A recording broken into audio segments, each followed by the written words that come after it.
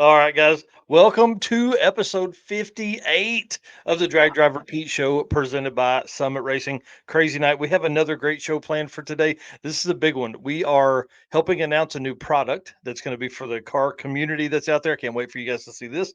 We have the builder of that on tonight. We're going to cover we're going to cover one event standings, and then we're going to talk about some other stuff. And we have two Drag and Drive guests on tonight, Dustyn Caudle and Joey Grier. I'm excited about this. Eric, if you'll hit that intro video, man, let's get this thing kicked off. All right, let's do it.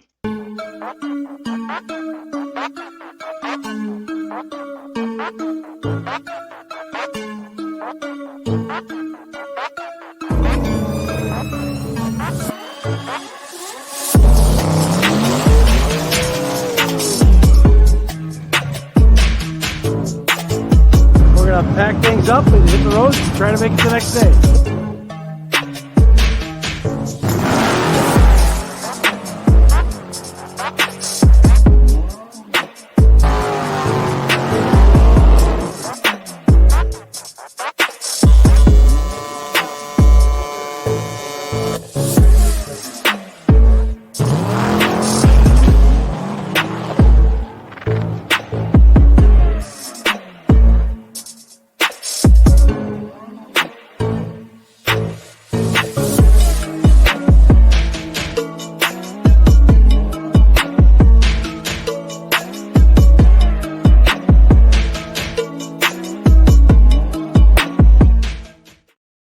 All right, guys. Well, like I said, welcome to the Drag Drive Repeat Show. My name is Mike Narks. I am the host of this episode and the Drag Drive Repeat News, which happens live on Saturday mornings.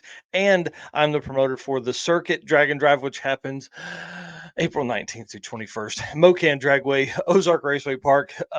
Man, crazy coming up. I'm excited about this event. It's going to be nuts. My co-host, Mr. Right here, Mr. Eric White. Introduce yourself. Tell them what you got going on, dude.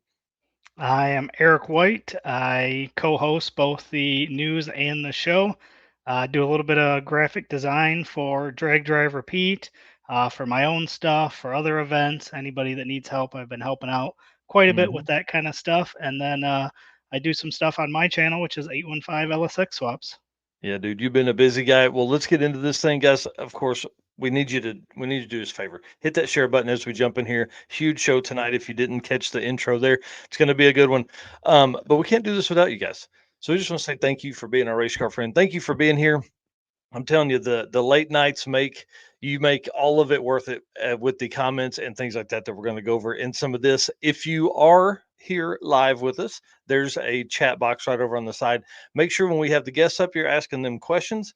And then also, if you have some questions about the stuff we're going over, make sure you ask that in the chat. We're gonna grab those as we can. And Eric White, Mr. Co-host right down here, Mr. RHM, right hand man, is going to be putting those comments up on the screen throughout the episode tonight. So again, share and comment, please. We appreciate that. And then, guys, we can't do it without our sponsors. They make all the travel and everything possible. So I want to say thanks to Summit Racing, Molly Motorsports, Driven Racing Oil, Car Chains 3D, Performer Built Transmissions, Howard's Cams, dude, all kinds of powertrain stuff we got going on there. And of course, Sweet Patina, because you got to keep your stuff looking great. Racing Junk Classifieds if you need new stuff.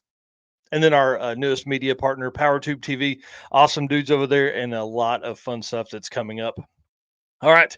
Summit Racing, if you guys didn't know, obviously, big part of our program here, but they have been a part of everybody's program since 1968. Once started as a one-man operation. Now it's the World Speed Shop, 4 facilities, 200 plus catalog editions. We can probably put 225. I got one in the mail the other day. Fueling your passion, they save you money, deliver fast, and offer top-notch customer service for more than 1,500 brands. In 2014, they launched a Summit Racing mobile app for easy access to speed parts. Find them on Facebook, YouTube, TikTok, and Instagram, but you can also find them on the On All Cylinders podcast for more automotive discussions like you're listening to now. From humble origins to the social media lane, Summit Racing stands by your need for speed. Well, I don't have any cool artwork for this one but I was digging around on, of course, the Facebook of Summit Racing, right? You get that update every day. They're posting 2 or 3 times a day. I saw a really good question. It was like, how far have you traveled for an event? So, of course, we kind of snuck that in. And changed it and shared it over onto the Drag Drive Repeat Facebook page and asked how far you had driven for a drag and drive, obviously, because that's what we're worried about. Dustyn Caudle, right off the bat, dude, this is pretty intense. So he drove 1,300 miles to Sick Week, 1,300 miles to Death Week in a different direction. Or sorry, 1,300 miles to Sick Week, 1,100 miles to Death Week, and 1,100 miles to King of the Open Road, Tucson, Arizona.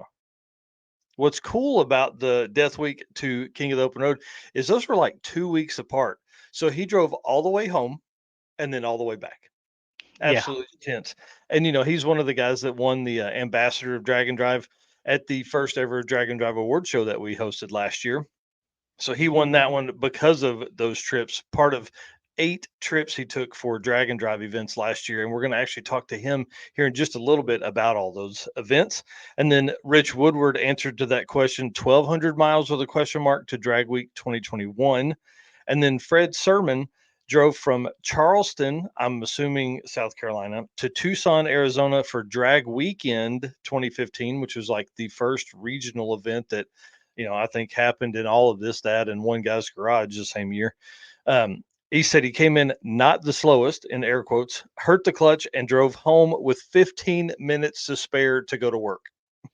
That's my kind of dude. Nice.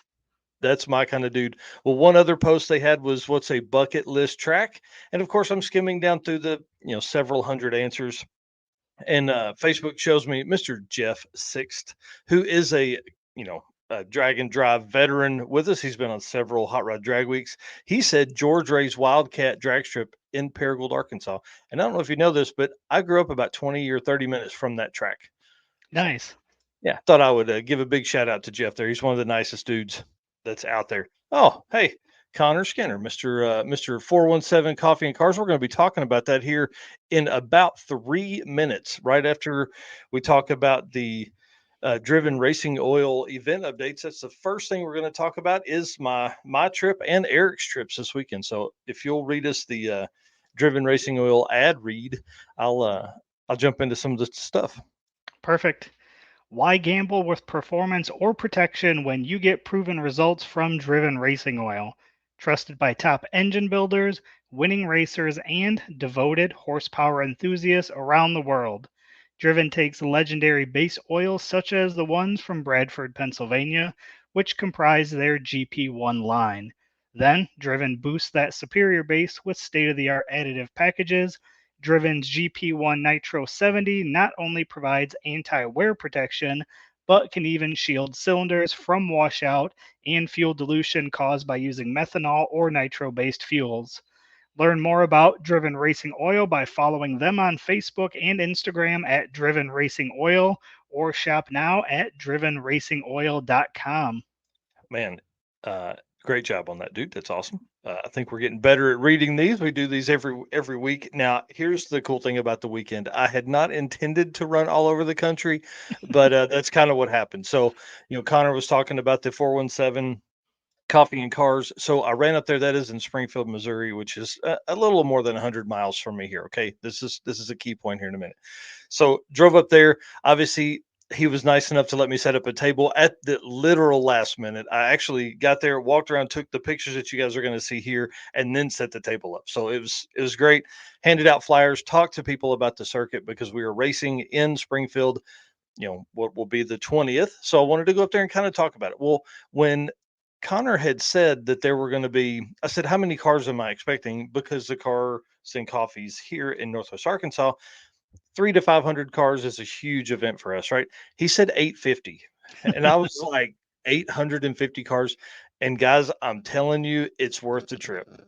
Yeah. No matter where you're at, if you are going to be anywhere in Springfield, Missouri area, the first Saturday of each month, you from April to October, you've got to find the 417 Coffee and Cars. It was absolutely nuts. Cars like Randy Collins here, who, after talking to him for a little bit, this 1,000 wheel horsepower turbo 57 here, he's thinking he's probably going to come on over to the circuit.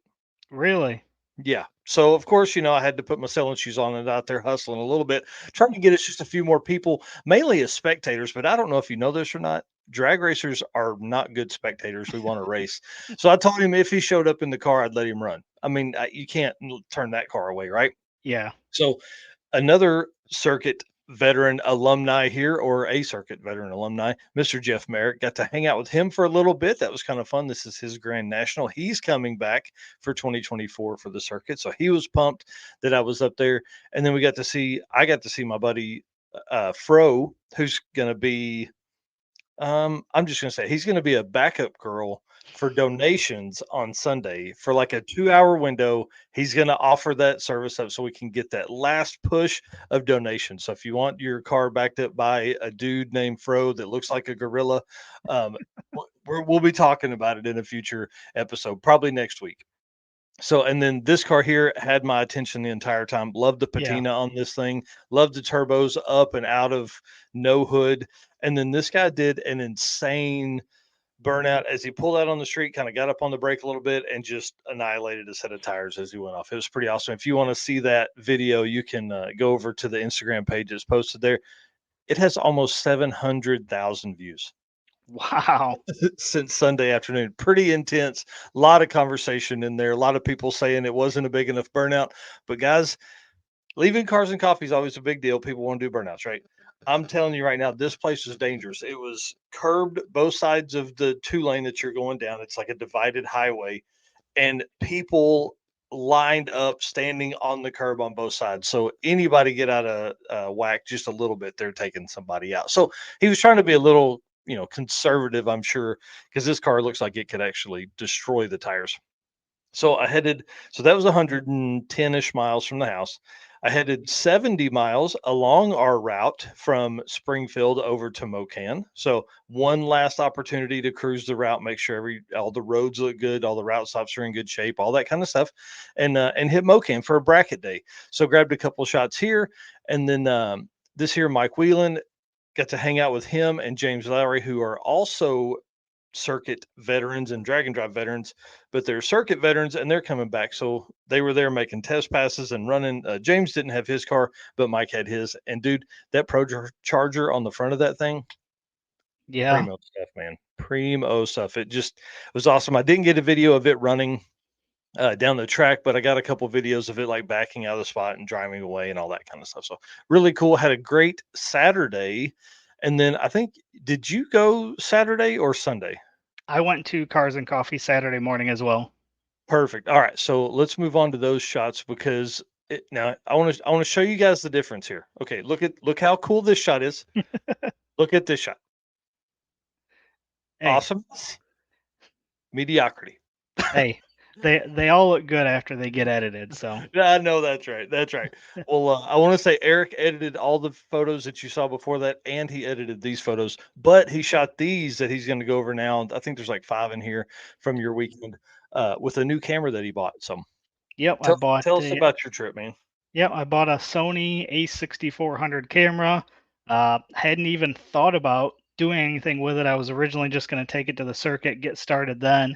But then you had mentioned going to Cars and Coffee, and then that made me remember that our Cars and Coffee was the same day. So I was like, well, this should be perfect. We can both go. I mean, we're 500 miles apart, I think, both attending a Cars and Coffee. I think ours was probably about 400 cars, so a little That's bit awesome. smaller. But it's a pretty big area. So this is our downtown area. They kind of come down this way, they wrap around the corner, and then there's like a couple parking lots full of cars. So this was kind of where you come in. So there's a bunch of, Camaros and Challengers and Mustangs down this row. This one obviously was parked right out on the corner. This one was pretty good looking. I mean, anytime you can get up close to a Lambo and get some pictures of it, you got to do that. So that was nice. This old Mustang, that was another good looking car. I liked that there was a variety of cars at this one. Mm-hmm. Around here, there's a lot more of the modern muscle cars. So your Camaros, Corvettes, Chargers, Challengers, stuff like that. So, but it was cool being that it was opening weekend. A lot of people brought their stuff out. Weather was nice, which again, for around here, that's important because Yeah. it'll snow one morning and be 60 by the afternoon. So, Yeah. I'm out. I don't want to live in places like that. and then this car, I've ran into this guy at multiple different events. He's came over and talked to me a bunch, talked LS stuff. So, this thing is super, super clean. You can tell just by the reflection of the pants leg in the side of that car how nice Yeah, that car is. yeah, yep. Super, super clean car. And then this is another one that's always at car shows. So we have a guy that posts up car show schedules for every week, and pretty much any given day during the summer, there's a car show, within 15 minutes Mhm. of me. And I Wow. swear I see this one every time. And I didn't get a good picture of the back of it, but those tires are so wide that that rear end has to be nothing but a center section. Right. It's like he's got an inch of clearance on each side of the drive shaft to come through the tires. Yeah. Yeah. And it's wicked. I mean, it's Yeah. got a surge to it. It's loud. I've never seen it like at our track or anything at Byron, but it's always at the car shows and always gets a lot of attention. Yeah. How much fun would that be? And I'm Dude, sure that it's a ton of fun, but oh I'm sure it could get wild pretty quick, as little as well, that is. I was gonna say it's very short, which is fun, but then it's also very narrow. So Yeah. you get out of whack at all. It's just like Oh, I'm sure. yeah. So I see Twisted Angle Garage here. Got to talk to him for a while. Got some good shots of his car. Nothing spectacular like what you've done here, but super cool burnout car. I'm talking like LS with the manifold just flip forward and up, propane injected, so it shoots like a 10-foot flame out of the pipes. It's really cool. So there's some shots in the folder on the Facebook page that you guys can go see that car. And then apparently he just destroys tires with skids for kids with that car, and we've had those guys on in the past. So Yep. pretty awesome. And then another comment here I had earlier. Fred Cullen might make an appearance. I'm assuming at the circuit here. Sweet, bring it on. I love Fred. He always has fun cars, and he's a hilarious fun dude. Alrighty, and then so that was all Saturday. So we were conquering the world on Saturday. It was about a 300-mile round trip for me. It was 11,000 steps, and I took almost 300 pictures, and I don't know how many videos, probably 50 or 60 videos. Yeah. Right. Yeah. So it is a lot. Well, Sunday is the Cars and Coffee here in Northwest Arkansas. So we have two actually for the last time for April. So I ran down. This car was the first thing I saw, and this is at like 8:15 in the morning. It's a 331-inch Hemi that the guy has literally had for 16 years. This was the longest he had driven it, and it was 4 miles. Wow. That's Yeah. crazy. So super cool car. I literally just getting it all together. Like they've moved, and all the stories of what happens. You end up, oh man, the transmission broke the first time they drove it, and it was parked and rebuilt a ton of stuff and everything like that. So really, really cool there. And then this car actually belongs, and in this photo, it's got a really weird tint to the rear half of the car that's not like that in real life. I don't know why it looks like that, but this gentleman, if you guys will remember, we had a big block Ford powered orange Ford Ranger a few years ago at the circuit. This was his. So I'm Hmm. walking around, I'm passing out flyers for the circuit, and he's like, I did this race. I'm like, what? He's like, yeah, I had a Ford Ranger. I'm like, the orange Ford Ranger? And so we had a great conversation. This car here is what him and his wife called their driver. It's literally Chevrolet Caprice, all underneath, engine, drivetrain, air conditioning, everything. And they built this entire car in their garage. So it's all the paint, all the interior, everything is done. He said this is a car that he can get in and drive anywhere in the country, doesn't matter at any time. And that's what he wanted to build with it. So thought that was That's super awesome. cool. And to see another, circuit veteran that was there maybe back, I think it was like 2021. I think we had 40 cars in 2021. So yeah, super cool there. And then, of course, we have a secondary one that is in town called Blacktop Promotions or something like that, Blacktop Sunday or something. And Steven hit that one. So, of course, I had to get a shot of Steven in the car and got a really good roller or I'm not going to say a race, but him and a 17 or 18 Mustang GT left the stoplight together in a rapid speed, and you could see the Mustang was like rolling into it and then really had to get into it. So that's also something you see on Instagram. Pretty good run there. And I'm sure that dude left and went home and tried to figure out what that car was, because Steven, I mean, neither one of them ran off from each other, and it was just from a stoplight. So the road was cold, no prep or anything like that. It was just fun, but you can see that on the Instagram. It was a pretty good time there. There was about, I would say probably total, we had 500 cars between the two events. Now, the Cruising the Ozarks team is moving their event from the first Sunday of the month to the last Sunday of each month. So finally, we're going to have an opportunity to have two different cars and coffees as we move throughout the year. And then I saw this. I think I need this. Yeah. So I went home, and of course, I've been looking at step vans ever since. The problem is, I really want this, like this style right here, right? This is Yeah. a shorty one. This is very, very hard to find. You can find all the FedEx trucks you want, but I don't want one that big. I want one like this. And the whole Right. back was all put together. It was really cool. It was built for like motorcycles. So they have these two mounting points up front, and it was just all decked up. Super cool. And then this car here is a little kit car based off a Volkswagen Beetle. The gentleman that drives this car is, I mean, you can see it's waist high on that adult man standing next to it, right? This dude is at least 6'3" that drives this Really? car. I told my brother, I said, this guy, when he gets out, he just keeps standing up. Like it it looks hilarious. But this is one of several Beetle based vehicles he has. He actually has a 9-second Volkswagen Beetle that he Wow. used to race back in the 90s. So he still has that car. He just doesn't bring it out as much because this one runs and is so much more fun. Yeah, I'm sure. So I've been looking at those different kit cars a lot lately, the Factory 5 stuff. So yeah. definitely think those are kind of cool. Yeah, for sure. All right. And then the last bit of event update here, guys. This is breaking news, or I guess not the last bit of this is breaking news right here. Posted about 30 minutes ago now. The Taylors are engaged. Her That's post was awesome. hilarious. It says Got some new bling or something. yeah, got some new bling, who this, and then still a Taylor.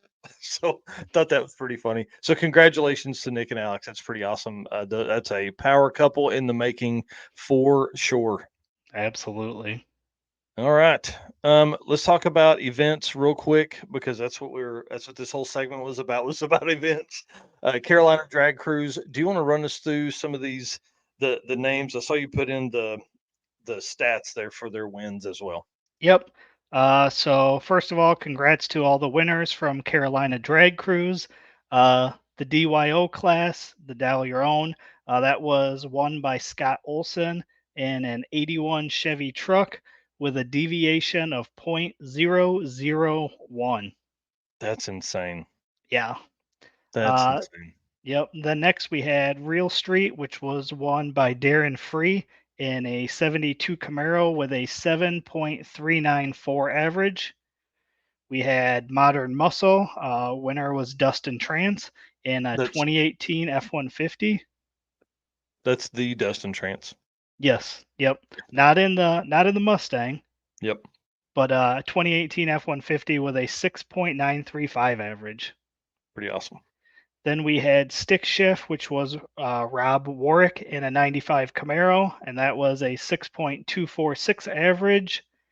Then we got Limited Street, Scott McGee in a 63 Nova with a 5.432 average.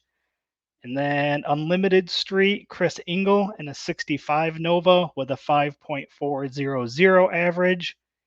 And then the reaction time went to Jay Bradley in a 91 Camaro with a 0.1035 reaction time average. That's awesome.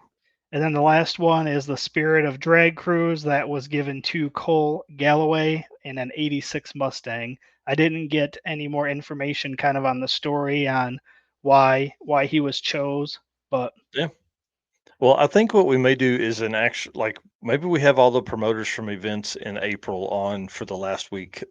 Maybe that's what we do for that month. Well, Road Trip Drag Challenge also concluded this last weekend, but I got the stats. About an hour and a half ago, something like that, maybe 2 Yeah. hours ago now, and I just didn't have time to get them ready for the show. So we're going to go to a deep dive on them on Saturday.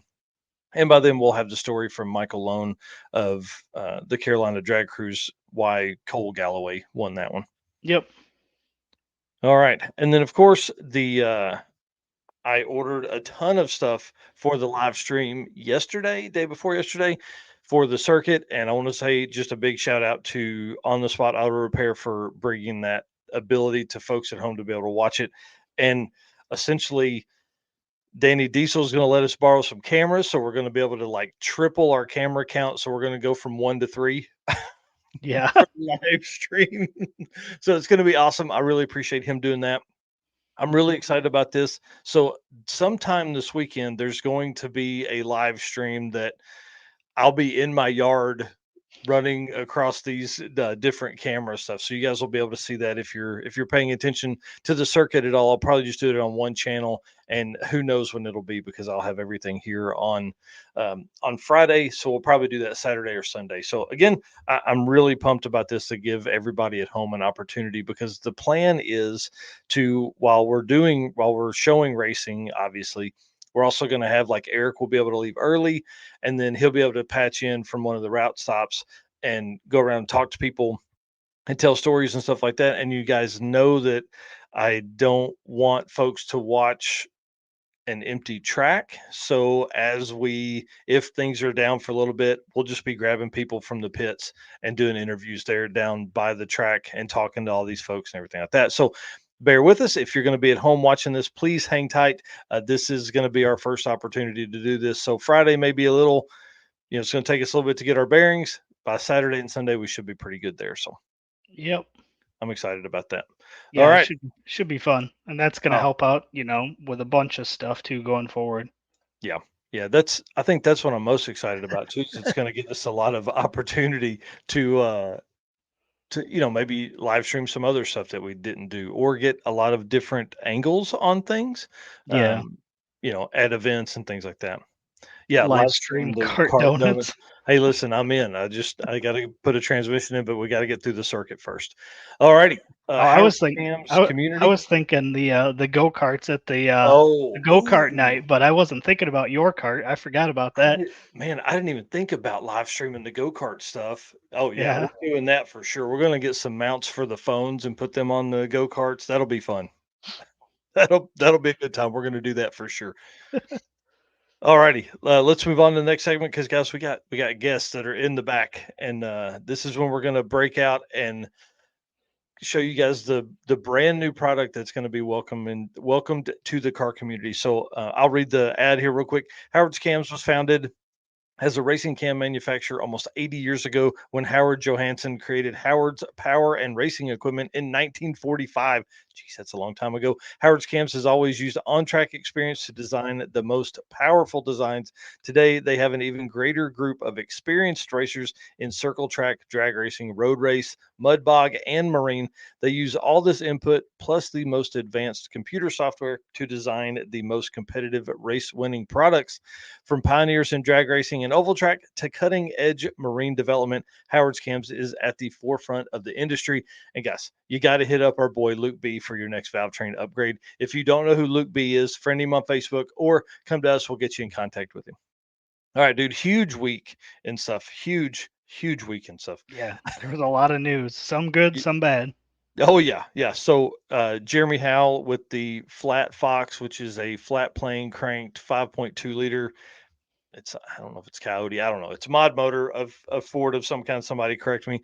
Dude went 200 miles an hour, 731 at 203 miles an hour, or something like that. Absolutely insane. Yep, that's Insane. awesome. Oh man.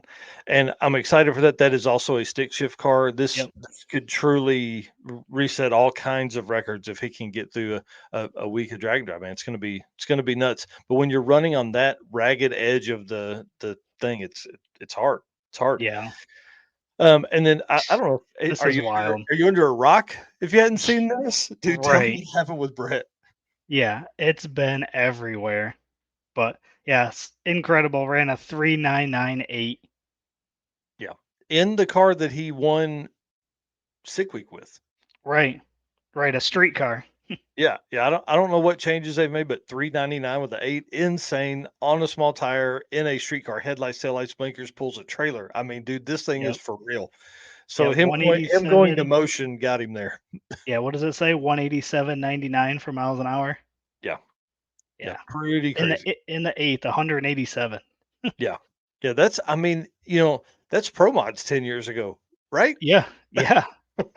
Absolutely nuts. So it's Absolutely nuts. exciting. It's exciting to see what he's going to be able to do Yep, going forward because obviously he's breaking a lot of I don't know if I want to say records, but yeah, he's moving forward in the drag and drive and the streetcar stuff very yep, quickly, and it's going to be exciting to see what comes of all that, especially with him working at Motion and all that yeah. stuff. Yep, that's for sure. Well, congratulations to him and the team. That's absolutely wild, man. I love to see that, and I love to see where that's going to take us in Drag and Drive. And then one of the saddest stories that's out there right now, dude. I mean, freaking heart wrenching. Yeah, Calvin Nelson had the car, truck, and trailer stolen. And guys, this Studebaker has been. They've had this car for a long, long time. Like yeah, this is the test bed for a ton of their, you know, mental engineering stuff that they have coming up. So this is really, really sad. Again, if you're not friends with Calvin Nelson, you need to be, or follow Nivlak 57 on all social media, but really on Facebook and YouTube. They've got all kinds of stories out right now. Please share that. Please get this stuff back for him. It's crazy, man. It said it was just they were in Georgia, come out the next morning, it's gone. Nuts. So yeah, yeah. That yep, sucks when that happens. Hopefully, yeah, I mean, hopefully it comes back. Hopefully they can find it. yeah. But man, that's got to be heartbreaking. Yep. Yeah, I can't imagine at all. Um, Next up, Rich Guido. Dude, him and his brother are driving to Texas, not for a drag and drive, for Small Yep, Tire Gangsters put on by Tom Gunner. yep. Somebody commented earlier on their way to Yellow Belly racing this weekend. Yep. Yeah, that's going to be pretty wild. That is a man. I can't wait to hear his experience at Yellow Belly. Yeah, yeah. I It's remember seeing the nuts. pictures when you went. Yeah, it's going to be a good time, and good luck to Rich. We would love for some drag and drive folks to bring home some trophies, and again, just a really cool trip for them to be able to run, all the way back down there. I can't remember what it said, but it was like a day and 12 hours or something like that that it said that the travel was going to be. Yeah, And then we're going to dig a little deep here. Our boy Cooper Bogetti, he Mr. 100 last year. As we went through, after sick week, he was on the show. It was cool. I've been listening to his podcast since then. He had the guy from Tile Wastegates, TIAL Wastegates on, and it's a great conversation. It's like 2 hours and 20 minutes or something like that. You guys got to watch it. But one thing that they get really deep on some fuel alternatives. So because they're talking about EV and all that kind of stuff, and Cooper's one of the most outspoken guys for the RPM Act. Like he for streetcar stuff. I don't think he believes in the RPM Act is good for us as car guys. Which listening to him, I think he's probably right. Like the RPM Act it doesn't do anything for street cars. It literally doesn't say anything about street cars in there. It just talks about keeping cars able to do that. So hmm pretty interesting side there. But anyways, they were talking about fuel alternatives, and of course they went down hydrogen, they went down all that kind of stuff. But essentially the tile guy says that methanol is the way to go. yeah, Of course, we all know what the fastest cars typically in drag and drive run methanol. So essentially, he was talking. He said this is the easiest way to do it. He's like, methanol is a single molecule fuel. You can transport it in liquid form, so you're not going to alter the logistics side of stuff. People could literally pump that in from a pump at the gas station, and you'll make more power. So it kind of got my brain thinking, obviously what would a methanol swap cost? Could you get some late model stuff that would be methanol compatible? So kind of a neat thought. Listening to that guy, it really makes you wonder why we're still so dependent on gasoline. Why have there not been other fuels developed that are reasonable, because he was talking about how hard hydrogen is to even just convert a car to that. And, he's like, literally methanol you can pump in. So really good conversation there. It starts at about the hour and a half mark. If you want to go deep, that's the one to go to. Okay, I'm telling you, it went deep. I had to listen to it twice just to catch all that stuff. But really cool stuff. Cooper's doing a great job on that. I actually sent him an email after that. I was like, dude, you blew my mind. Blew my mind with that episode. So make sure you're doing that. And then I don't have a go ahead. Yeah, before you go on, I was going to say the other thing with Cooper is not good news. You see that he crashed his car too. Yeah. So, Pretty sad. Yep. but End up coming across the lane and then ding in the front. yeah, but luckily it didn't look like it was too bad. So Yeah. obviously nobody's hurt, so that's always a plus. And I'm sure he'll get it fixed up and going again. But always sucks to see that. Yep. And then the last little part here, and then we're going to bring Jay on. I was talking to Harris from the Monoxide podcast. Remember, we were up there and recorded with him at PRI, and he interviews a lot of rally drivers, not like rally cross, but like gumball rally drivers. Right. And so I was like, hey, man, if I can find you some people, he lives in Minneapolis. I said, if I can find you some drag and drive guys, would you be willing to interview them? He has a place where he does all the recording, all that kind of stuff. And he said, I'm in.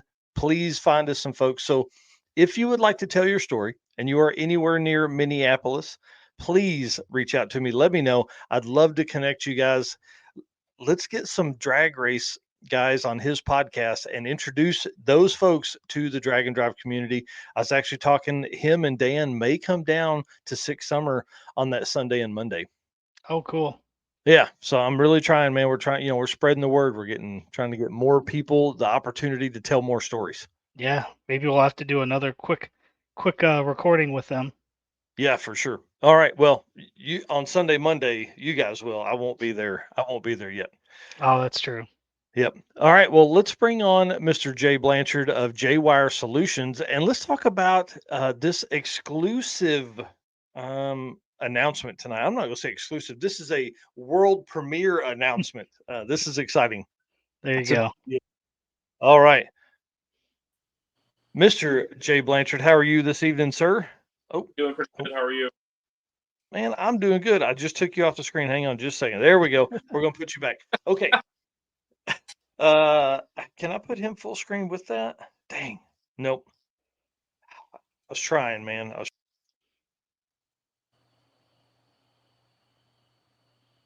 want it to look cool, man. It doesn't look cool with a small like this. Well, hey, here's the deal. Jay is on tonight because we have some breaking stuff here. Jay, introduce yourself. Tell them who you are and what you typically do, and then we're going to get into this thing. Well, you might catch me looking off screen a couple times because I have my notes down over here. Yep. But I own J-Wire Solutions. We're based near Grand Rapids, Michigan, and we do a lot of wiring of cars. We do a little bit of performance, I'll say plumbing, fuel systems, and oiling systems. And then we help out a little bit with some track tuning. And then I co-drive Brian Acton's Nova and a lot of drag and drive events over the course of the summer. Yeah, lots of those.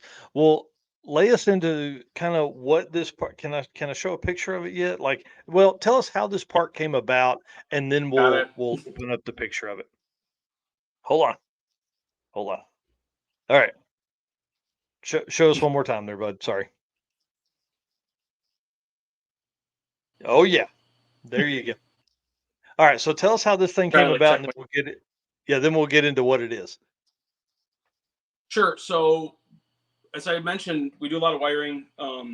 We do a lot of, I'll say, muscle car era LS swaps, turbo stuff, that kind of deal. A lot of drag and drive cars, a lot of purpose-built drag cars. And one of the issues you have when you're wiring a car, when you're getting all the wiring out of it and you're going to a lightweight steering column, is there's some amazing things the stock steering column does. And I use the term amazing for a wiring guy. They're like, oh, it's 4 or 5 relays and it's a diode here and whatnot to get it all to work. But we stumbled into this situation where I thought, man, there's going to be a lot of people that are going to have problems getting their turn signals and their brake lights to work properly in some certain, I'll say, GM applications. Mm-hmm. So we came up with a solution. Ironic, it's in our name. What we came up with is a blinker priority module. And what makes this really unique is a very common part that a lot of people are buying is the Motion Raceworks turn signal switch, which is a great piece. However, what happens is it doesn't integrate well with your brake lights. And that's where these two pieces work hand in hand. Nice. So what's the benefit to that? Tell us what that means. So what happens is, let's use Brian's Nova as an example. If you turn on the brake lights with a lightweight column, and if you were to wire this switch up directly with a lightweight column, in Brian's application, you turn on the turn signal and everything looks great. And then as soon as you step on the brake lights effectively will override the turn signal, and all you'll see is a brake light. So if you're working on your car over the weekend, you think you got everything wired up good, and you check the front turn signal, yep, it looks great, and you go to check the rear turn signal, and all of a sudden you're like, yep, it looks great. You're not necessarily behind your car when you're stepping on the brakes, and a drag and drive car, and you're going down the road, and all of a sudden I've got brake lights, and you go to make a left turn, someone might be trying to pass you or something like that, and you run the risk of getting in an accident. I mean, that's obviously on the traffic end of things, but those are real situations that occur out on the road. Yeah, for sure. And I think in the conversation we had, that was one reason why I don't have my blinkers hooked up on the old truck, because I couldn't figure out why they weren't working. So pretty cool. So you have, looking at these pictures here, dude, this looks really easy to wire up. Yeah. So a couple of the pictures don't have some of the finished parts in them. You'll see like a blue 3D printed piece. We've got parts out to the anodizer right now. And kind of as our format will go here, we'll kind of get into the availability, pricing, all that type of stuff. But what happens is on one end, well, I kind of actually forgot about one of the functions as it relates to drag and drive as well. So one of the things that drag and drive cars need to have is a horn. So in a lightweight steering application, you lose the clock spring, you lose the horn functionality. So this blue bracket, which will be anodized black, parts with the anodizer right now, this piece, and I'm hoping that you can see it up on screen, maybe if you can flip over to me. This bracket sits directly below the turn signal switch itself. And so what happens is you get this turn signal switch that's already pre-wired, and then you get 3 wires coming out of this end of the loom here. These will have ring terminals on them, all set and ready to go to the Motion Raceworks switch. You get the module box here. And then on the opposite end, you get the GM wiring colors that would go into your steering column connector. Of course, because we've done our research and figured out this platform and these platforms, there are 2 different turn signal switch connectors that are used predominantly with GM. There's a P style and an F style, and one of them is 3 7/8 inches long, and the other one is 4 1/8 inch long. So what we've opted to do is we're going to pre-terminate these terminals for you, and then we're going to give you both connectors, and then all you need to do is insert those and snap them into the connector, color for color, and you're set up and ready to rock and roll. Dude, that's awesome. That's awesome. And in our conversations, I told you I'm going to be one of the first folks to order this. Because you're running the podcast right now, so unless you got you won't be able to. But right. So talk us through price point, and then let's talk about the group buy on this deal, or the early purchase. Sure. So what we've done, let me scroll through some of my notes here real quick. So the price point for retail is $140. It's amazing. You start debating about, well, it should be $139.99, and what's the difference between 40, and so it's $140. And what we're doing for the group buy is we're going to offer them for $15 off, so it'll be $125, and that's with a discount code that's limited to the first 20 orders on my Facebook or on my Shopify page, jwiresolutions.com. Yeah, you guys better save me one. So I'm not sure. Not you, everybody that's out there. The link to buy, but the discount code is called Early Blinker, capital E, capital B. Early Blinker is where you're going to find the discount code at checkout. All one word? Yep. Yeah. I'm putting it in the chat right now. I was saying Mike, I think's got it in the chat, so he can pull it up, and then the web address is like jwiresolutions.com. I think it's blinkers priority module, but again, I think Mike can get it in the podcast right now. Yep. He just dropped it in there. Yep, and then we'll put that down in the description as well for everybody that's at home. So this is pretty cool. So again, early blinker as the discount code. And guys, this is $15 off. This is more than 10% off for everybody that's out there. I want to say this is really cool. Thank you, Jay, for doing that. This is something that you guys are building in house. So let's talk about kind of a date range of when, if they order now, when we can start seeing those come into houses. Yep. So in the item description, it states components will start shipping or product will start shipping the week of April 29th. Brian and I will be at the circuit next week, so that does chip into our time a little bit. Circuit boards, I should have shipping information on the circuit boards tomorrow. Parts are anodizer. I have all the stickers and all the boxes already, and I probably have 60,000 feet of wire or something like that in stock. So wiring is not the problem side of it, but it's these other components that we do have a couple vendors that we're waiting on for a couple of these things, but we wanted to bring it out and get it out early. Early spring, so people can, if they're wrapping up their last wiring projects before summer hits, they can get this installed and have them up and running.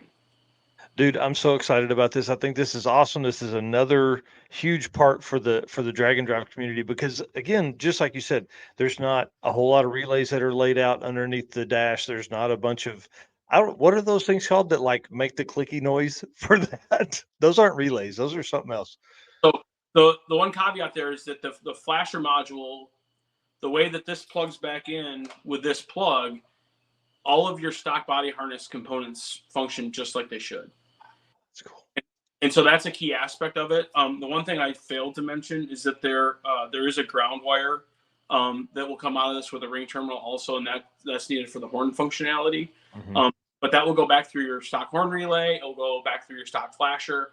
And like I said, it'll get all of your components functioning like they should. Really, it's the ones that come to my brain real quick are Camaros, Novas, Chevelles, Impalas, all like in that, it could go back even earlier into the 60s, but it's definitely like late 60s, early 70s. Wherever you have a bulb that is a parking light and then turn signal that also turns into a brake light when you step on the brakes. Really, that is where this component fits. And like I said, as I just listed those, that there are more, and they're going to use the same exact connector under the dash. Well, and so the old truck isn't a factory wiring harness anymore, but I think this would probably work for anything that is like a universal harness or something like that, I would imagine, because they typically base a lot of that stuff on the GM parts. Yeah, like an American Auto Wire kit should work with that. A painless kit, it should function with that as well. So I know that, to your point, they go back to kind of GM standards and a lot of that stuff.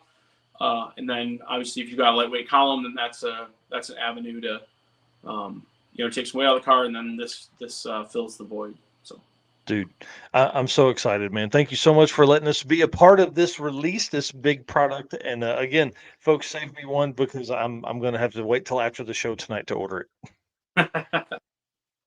Perfect. All right, well, dude, we'll see you next weekend, man. Yes, I will see you next weekend. See you Thursday night, Chicken Annie's. Yeah, dude. I'm so ready. Matt Cartwright does have a question there. He said, "Can I buy just that horn button setup?" I could probably put something together with some pricing, certainly. Okay. Yeah, Matt, message Jay Blanchard or Jay Wire Solutions on Facebook. Probably the easiest way to get a hold of you guys. Yep, for sure. Sweet. All right, dude. Thanks a bunch, man. We appreciate you coming on tonight.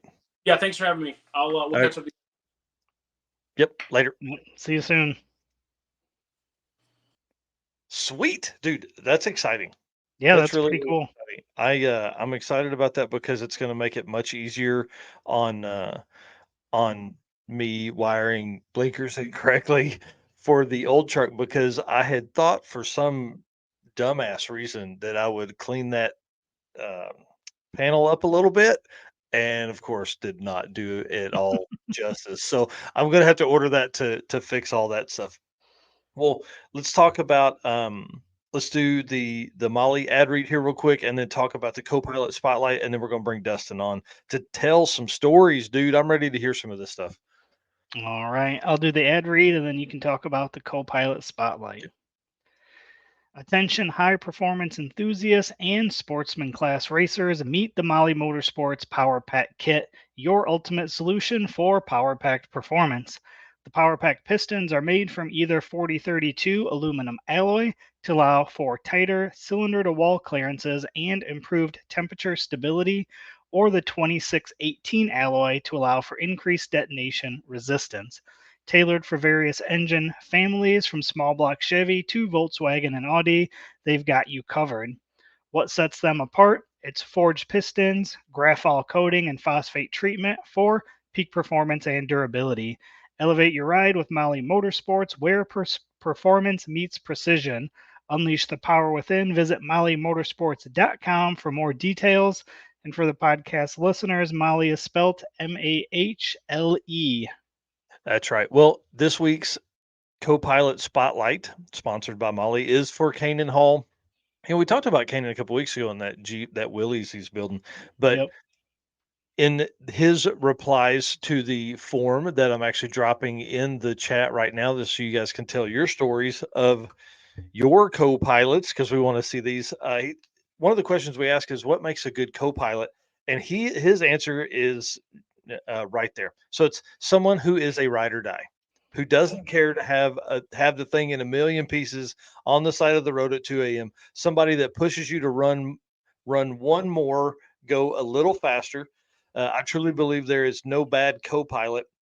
Someone or anyone with you for the journey is already going to be a more enjoyable time. And then he said, my dad, Keith Hall, and I built our truck from the ground up. So I'm sorry, let me move on here. The picture there, you can see it in the back, from the ground up. So we know every bolt and wire in the thing, which helps a lot. And then his wife, Tessa, who's actually helping with the hood there, has always been there while we built it and knows how to work on things. Huge win there. Sometimes we all look over the simple things, and a second set of eyes is all that is needed. This happens a ton of time in drag and drive, where you have no sleep for days, and then something comes up, oh man, and you miss it, and somebody can literally walk up and go, did you check this? And that's what the problem was. So always a good idea. I love to have co-pilots out there. And then I asked, tell us a funny story, or in the form, it tell us a funny story about your co-pilot. He said, maybe not a funny story, but in the end, it was funny, being that it worked out. Drag Week 2021 was our very first drag and drive. They leave Norwalk, Ohio, headed to Indy. As soon as we pull out of the track, we hear a loud clunk and pull over within 200 feet of leaving the track. After looking everything over and coming to the conclusion that the tires had rolled inside the trailer, we get back on the road. We get to the second checkpoint, which is about 150-ish miles into the trip, and realize the clunk we heard was the hitch sliding out, because the hitch pin had been put in behind the receiver instead of through it. But thankfully, we had safety chains. Surely they didn't drive 150 miles on the safety chains. I don't know. Surely not. But that's, man, I'm telling you, that could have been really, really bad. That's a big reason to have safety chains on your stuff. So I'm writing up a full article and supplying the pictures that Kanan sent over within that form. Are 3 of the 4 are there on the screen, and I'll grab some more from their Facebook page as well. So kind of Yep. exciting.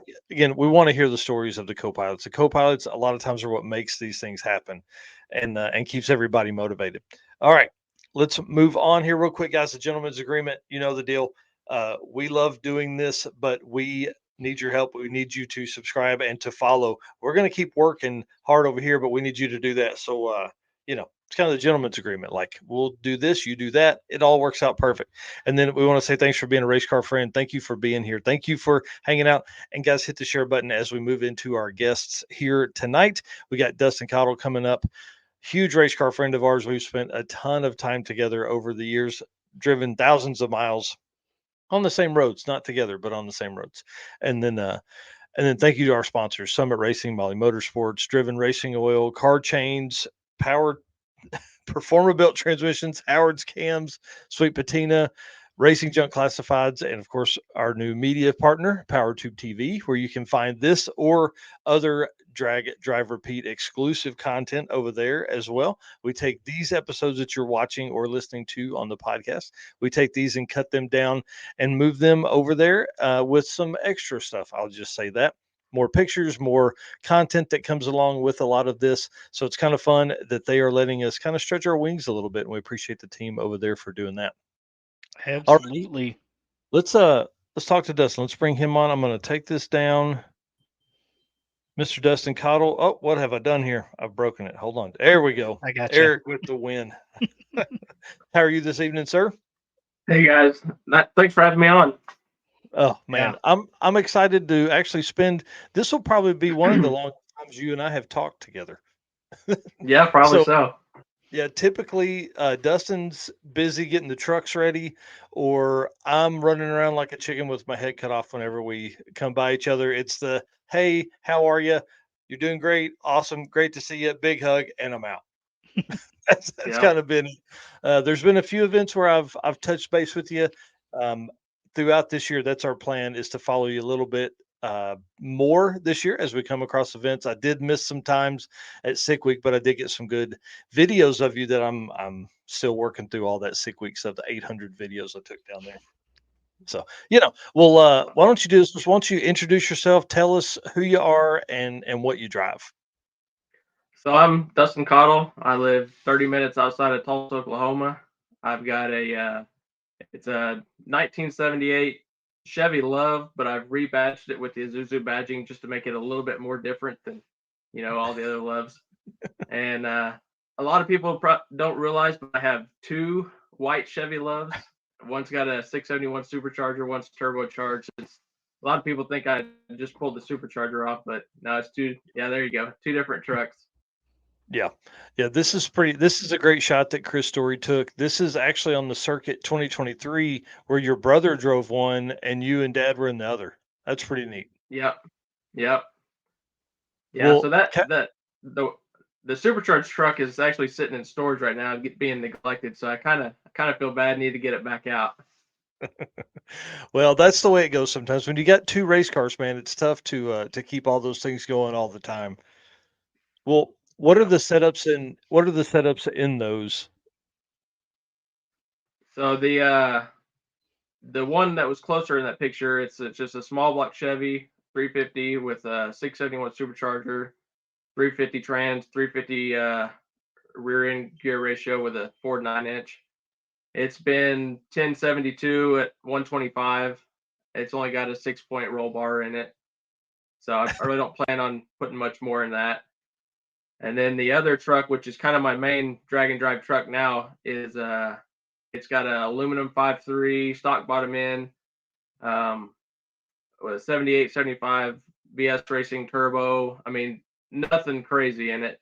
It's got a 4L80 trans with a Ford 9-inch rear end. And the quickest it's been is 890 at 152 miles per hour. Dude, that's awesome. Yeah. That's awesome. Well, you've hit a ton of events, and that's, I mean, obviously where we met you, but where can people see, like, all these pictures that I'm putting up here? Where can people find those on social media? So I mainly post on my Unlovable Facebook page. That's pretty much all I have. It's UNLUVABLE. The turbo truck, I call it Unloved, and I didn't really know if I should change the name to include both of them, but I keep it Unlovable as the name. Yep. I dig it, man. And these shots here, I think, are from Sick Week this year, right? Yeah, that's correct. Yeah. Red Hat Scotty's asking, what does the turbo truck weigh now? The turbo truck right now is like 2620. I think the last time I weighed it, that's without me in it. So. Wow, dude, that's awesome. That's light. That is light. Yeah. Well, give us some history, man. What got you into drag and drive?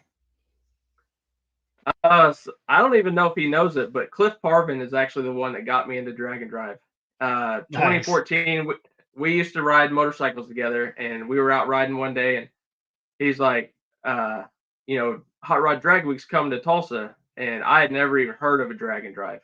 and he's like, you got to go check it out. So I took off on Monday, from work, and went out to the drag strip by myself and just walked through the pits. And I'm looking at those cars, and I'm like, there's no way these guys are going to drive over 1,000 miles. And I was instantly hooked, from that day on. I was like, I got to do this. And so it was 3 years later, because at the time I didn't even have a vehicle to compete. So right. wasn't until 2017 until I did my first drag and drive. How awesome. So it's funny because I was there at the Tulsa stop. I took off work, drove over that morning, drove home that night. Dude, yeah, big time change, blew my mind. Like Larry Larson's changing turbos over to make the street Right. drive. I was like, what is he doing? I mean, they're changing intake, they got the whole thing torn apart there in the pits. It's pretty awesome. So you didn't have either truck back then? No, I didn't have. So a lot of people don't know I have a 67 Chevelle I've had since I was 14 years old. And that's kind of going to be the next project that I do once I get my house and shop built. But yeah, the time I didn't have, I was into motorcycles. Like my brother and I, we used to race dirt track cars, and then we kind of got out of that, and I got into motorcycle racing, and then I was riding motorcycles. That's how I ran into Cliff, and then from there, just now we're back into drag racing. So. That's awesome. What kind of motorcycle did you have? Oh, I've had anything from GSXR 600s to 1000s.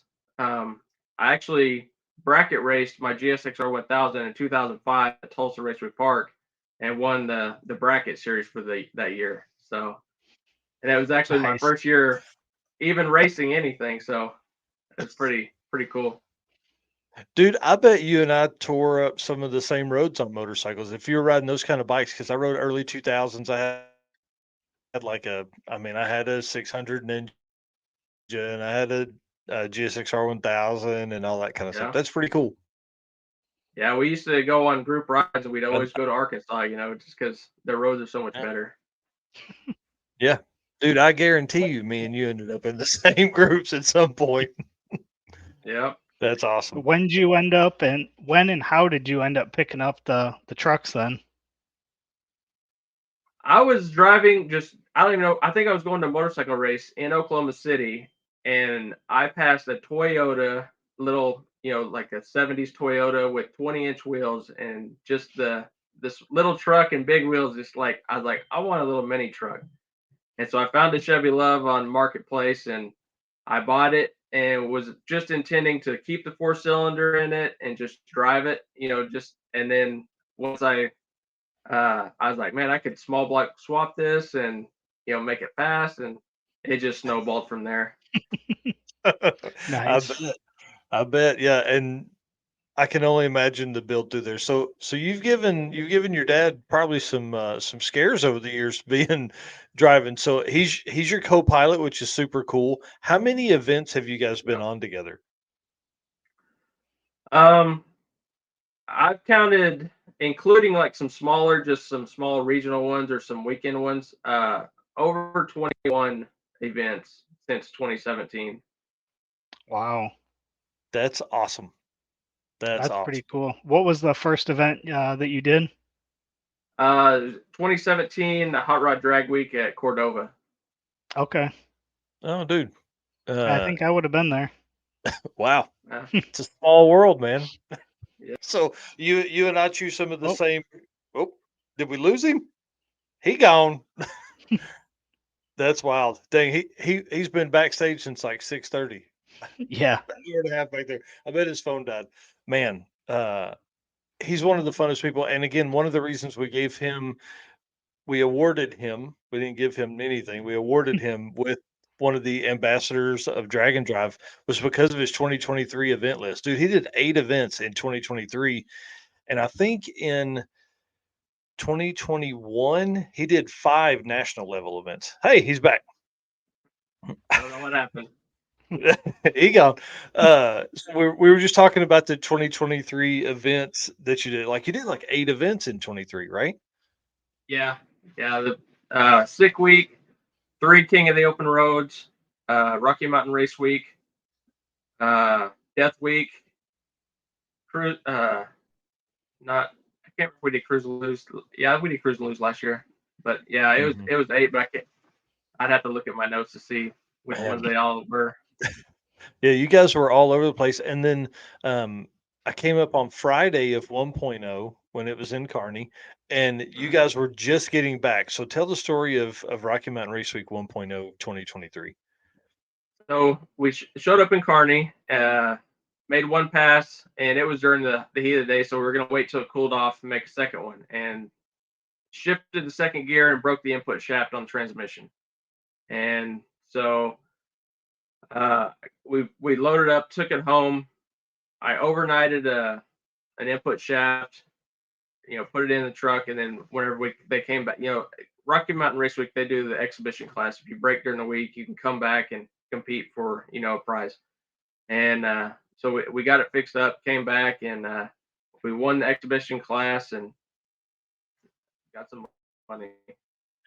Yeah, and how far that was it's like 400 and something miles from Tulsa to Kearney, right? It was something Yeah, like that. I can't remember. yeah, I want to say it was at least 500 one way. So you drove 2,000 miles that week to make passes on Monday and Friday. Yeah. So my dad, if you ever see him in the truck, he's got this folder and he keeps, kind of stats and price. He writes down every price that we spend, we buy, and he keeps track of mileage. And we drove, I think, to and from each event, we drove 15,000 miles last year. Oh my gosh, dude, that's so cool. That Yeah, is that's so awesome. cool. Wow, I didn't know he kept that. So him and I are going to have some conversations at the Yeah. at the circuit. That's for sure. Yeah, I want to see some of that stuff. One thing I do want to talk about is this setup here. So kind of walk us through what you guys, what your new tow rig setup is. So it's a 2003 Chevy Express 3500 box truck, and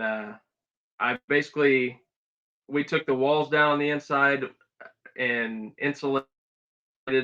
We took the back roll-up door off and walled it off in sheet metal and put another walk-through door, and basically converted the whole inside to an RV. It's got running water, refrigerator, cabinets. It's got a pull-out sofa, an elevator bed, TV, a solar panel on top.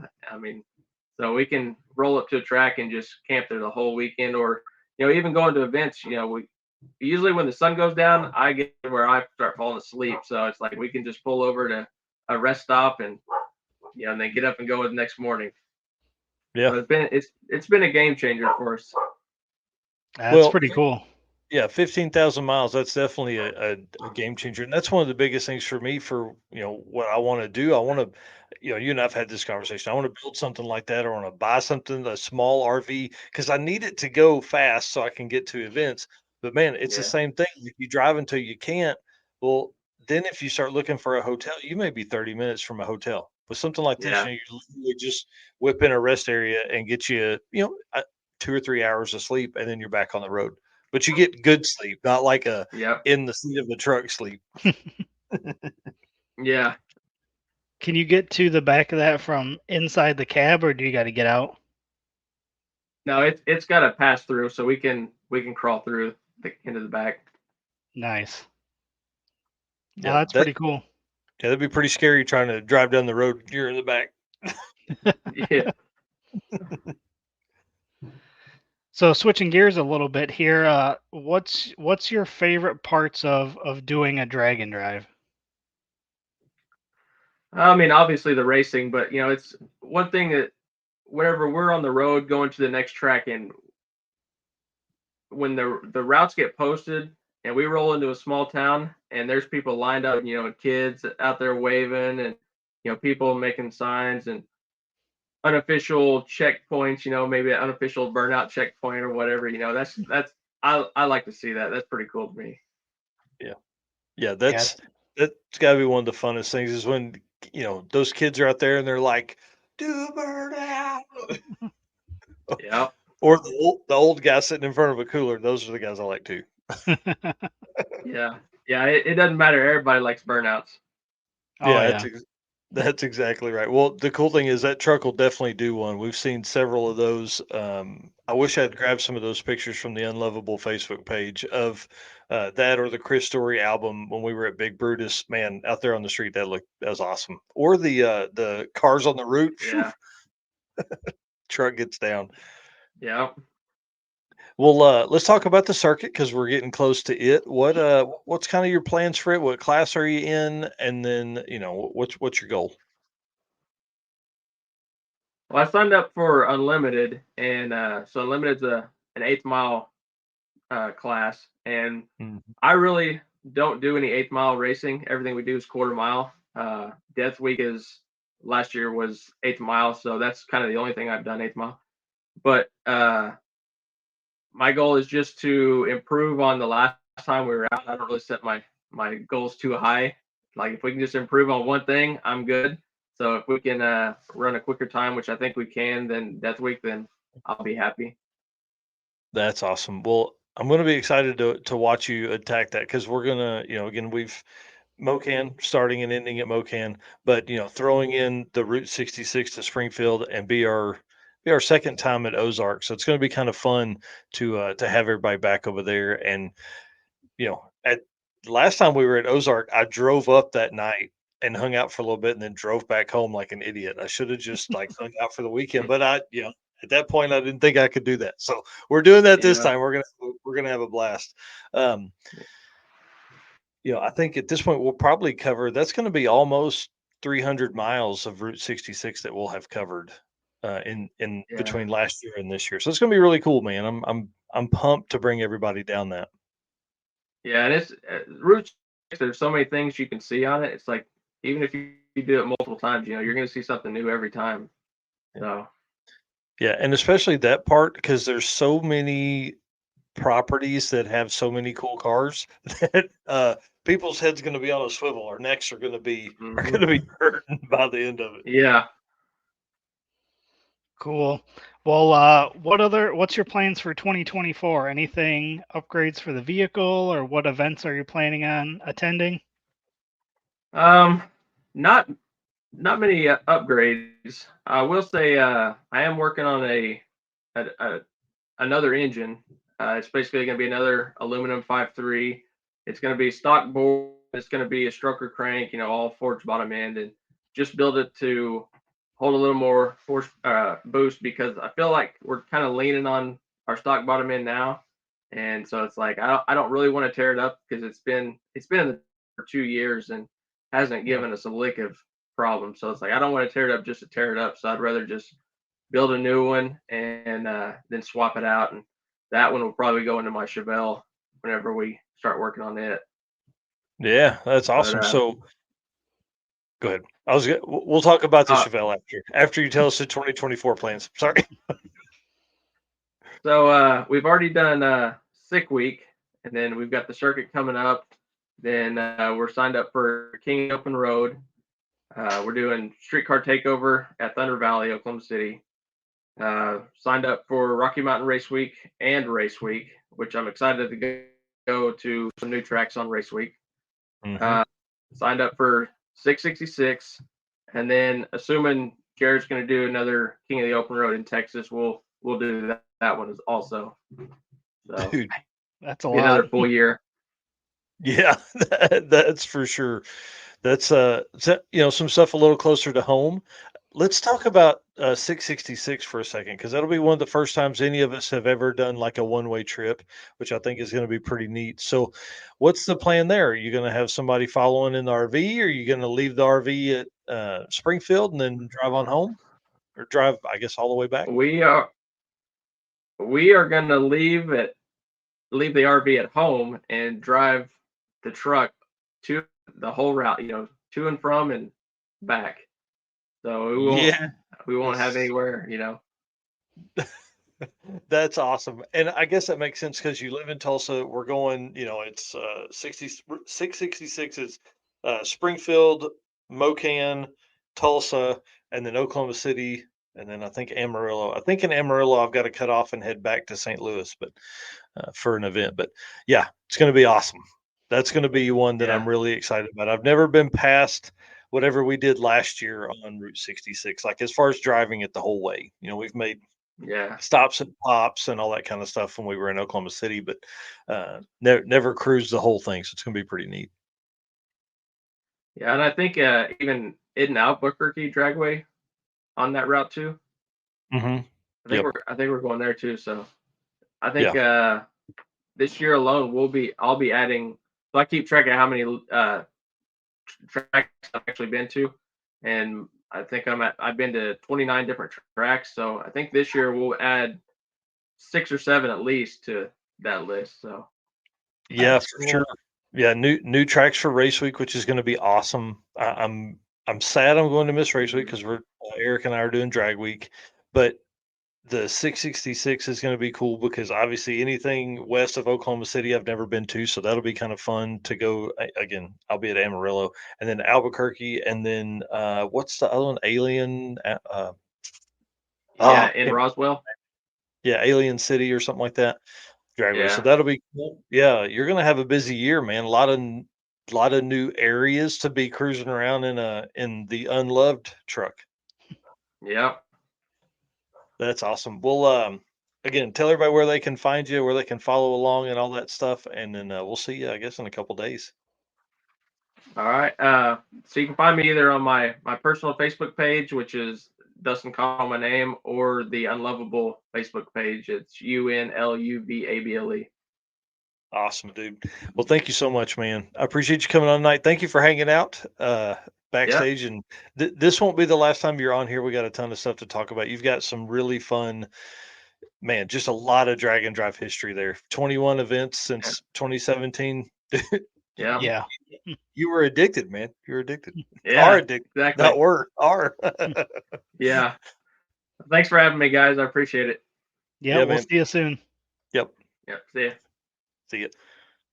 Man, I'm telling you, that dude is one of my favorite people in all of the car community, but really in drag and drive. He always has a big smile, always working hard, always making sure that the truck is ready. And seeing his dad is always cool. Like those dudes live the life, man. I'm telling you, or work the life. I guess as I can't Yeah. keep saying living the dream. It's working the dream. So Yeah. And it's just cool to see how quickly that he got into it and then just was full steam into it. That's awesome to see. And I mean that's a lot of events in a year. So well, I mean, you think about it, that's like an average of at least 4 a year minimum.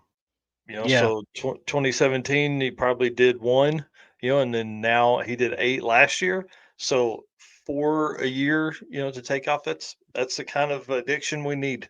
Yeah. Yeah, it's awesome.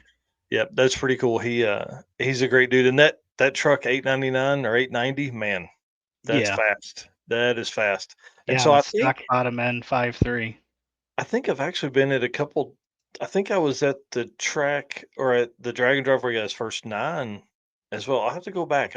I should do a better job of naming all of those videos that I take because I can go back and get that. But I think I was there when he got his 8 and his 9 both in that truck. Wow. Pretty awesome. Well, let's thank all of our race car friends here real quick, and then we're going to bring on Mr. Joe Grier, 4-Eyed Performance, who's been waiting patiently behind backstage this whole time. So, all right, guys. Well, here, dude. I've been doing it. You do it. You thank our race car friends. All right. Like you said, we're going to thank the race car friends again. We can't do this without all your guys' support. You guys keep us motivated, keep us going to put all these notes together, reach out to the guests and put on these shows. So we appreciate all of your support. And we want to say thanks to all of our sponsors, Summit Racing, Molly Motorsports, Driven Racing Oil, Car Chains 3D, Performance Transmissions, Howard's Cam, Sweet Patina, Racing Junk, and our newest media partner, PowerTube TV. Yep, that's awesome. We appreciate all those folks being a part of this. And let's bring on Mr. Joe Grier. How are you this evening, sir? Oh, you're muted. Yep, there at the bottom. Perfect. Y'all, I don't know if you noticed, but he Hey, unfolded can you hear me? those trucks at that. Man, we got you now. Can you Sweet. can you hear us? Oh, but of course. Ah, It's kind of hard to follow Dustyn, He's a nice guy. Oh man, he's awesome. He's awesome. Well, the fun part is in talking through our conversations, I've learned a lot more that you have a lot of stories. And so, like I told you the other day, we're going to this is going to be like a teaser. I think we need to do like a long format show and let you tell some of the stories from back in the day. Oh, I don't know. Let's start off with so the truck I run currently, my 1970 Chevy short bed, I built for the gasser classes. Mm-hmm. It's actually a truck I've owned since '97, and I used to race it at Mocan when I lived in Nevada, Missouri. Nice. And What's yeah. what's the So setup on it? currently it's a 36. It's a stock bore 360 or stock bore LQ4 364-inch. It's a Works Turbo billet S480 turbo or 4L Works Turbo S480 turbo 4L80E, and it's a 14 bolt corporate 9.5-inch with 373s. It's a pig. It weighs 4,100 pounds right now without me in the dual fuel systems. Holy jeez, dude, that's insane. That's way heavier than I thought that thing would be. Yeah, Right. and best so far is a 10.4 at 132 on 14 pounds of boost and pump gas. So now I'm going to MS 109 because the last Rocky Mountain race week, I lifted ahead and I'm like, this is too expensive to risk it on pump gas. Yeah, that's crazy. So what are you expecting with the 109? Are you going to be able to manage power better, or are you just going to be able to turn it up some more so you can go faster? Both. So, I'm not limited as much on timing. It'll be more boost friendly, and I don't have to worry about, how much additives, how much, extra ethanol has been dumped into the pump gas I was running and not have to overcompensate with water methanol. So I'll still run the water methanol for cooling, but the MS 109 will allow me to run a little bit more timing, a little bit more boost, and I'll just feel safer all the way through. That's awesome. Well, sorry, I blew right past it. Why don't you introduce yourself and then kind of talk a little bit about Four Eye Performance too. Okay. Joe Grier. I'm from St. Joe, Missouri. Everything pretty much started, like I said, with that 70 short bed back in '97. Raced it for a while, moved back home, didn't do anything. And then 2001, I bought a brand new Corvette. And then I proceeded for the next, 14, 15 years to take a road race built car. Like literally, essentially, I built a car to road race and land speed race to drag week from 06 to 14 and Rocky Mountain Race Week and the Sandhill races in Nebraska. Hot Rod magazines. I did 10 Hot Rod magazine top speed shootouts in it. I've pretty much driven that car everywhere. That's awesome. Yeah, I want to talk about this here in just a minute. So that leads us into like the kind of car you built, but so you learned a lot. I'm assuming this is where you learned, like you cut your teeth on tuning and figuring out what all that kind of how to get the most power. So what's the setup in this car? That setup was basically the setup I run in my truck now. A 370 cubic, or it was a 370 billet S480, 6-speed manual trans car, and then a 2810 16 drag or slick. That's awesome. Nice. Yeah. And then, but for the last couple of years at Rocky Mountain Race Week, I just show up on my street tires. I unhook the trailer, unload the car, run 1040s to 1060s at 135 miles an hour, load everything back up in it, and then me and my buddy are cruising down the road listening to the stereo. That's awesome. Well, who are some of your co-pilots you've had over the years? Last year in Rocky Mountain Race Week 10 when I won was my buddy Boone Sondrager. And then returning with me to Rocky Mountain Race Week 10 this year will be my buddy Adam, who's been with me on a Rocky Mountain Race Week as a co-pilot. And I talked him into racing his 01 regular cab short bed truck as well. That's awesome. And then for the circuit coming up will be my girlfriend, and she'll be my co-pilot. That's cool, man. Cool. Yeah, I think that'll be like that's what I think the weekend events are going to be great for, is because it allows maybe some spouses and boyfriends and girlfriends to come along and not be immersed. I mean, dude, let's be real. Like a June Rocky Mountain Race Week is tough. Oh yeah, like very hard. And these weekend events in the early part of the season here, I think we're going to have some good weather. It's going to be easier on people, all that stuff. So I think it's a good idea. Yeah, and I broke her in pretty good last year. So we went to the 1320 event up in Omaha, or just south of Omaha, and entered in the 650 class. And I got my behind handed to me because, just poor lean prep. And But the girlfriend went, she had fun. So she's like, I want to do this again. So I'm like, all right, baby, let's go. That's awesome. Yeah, that's pretty cool.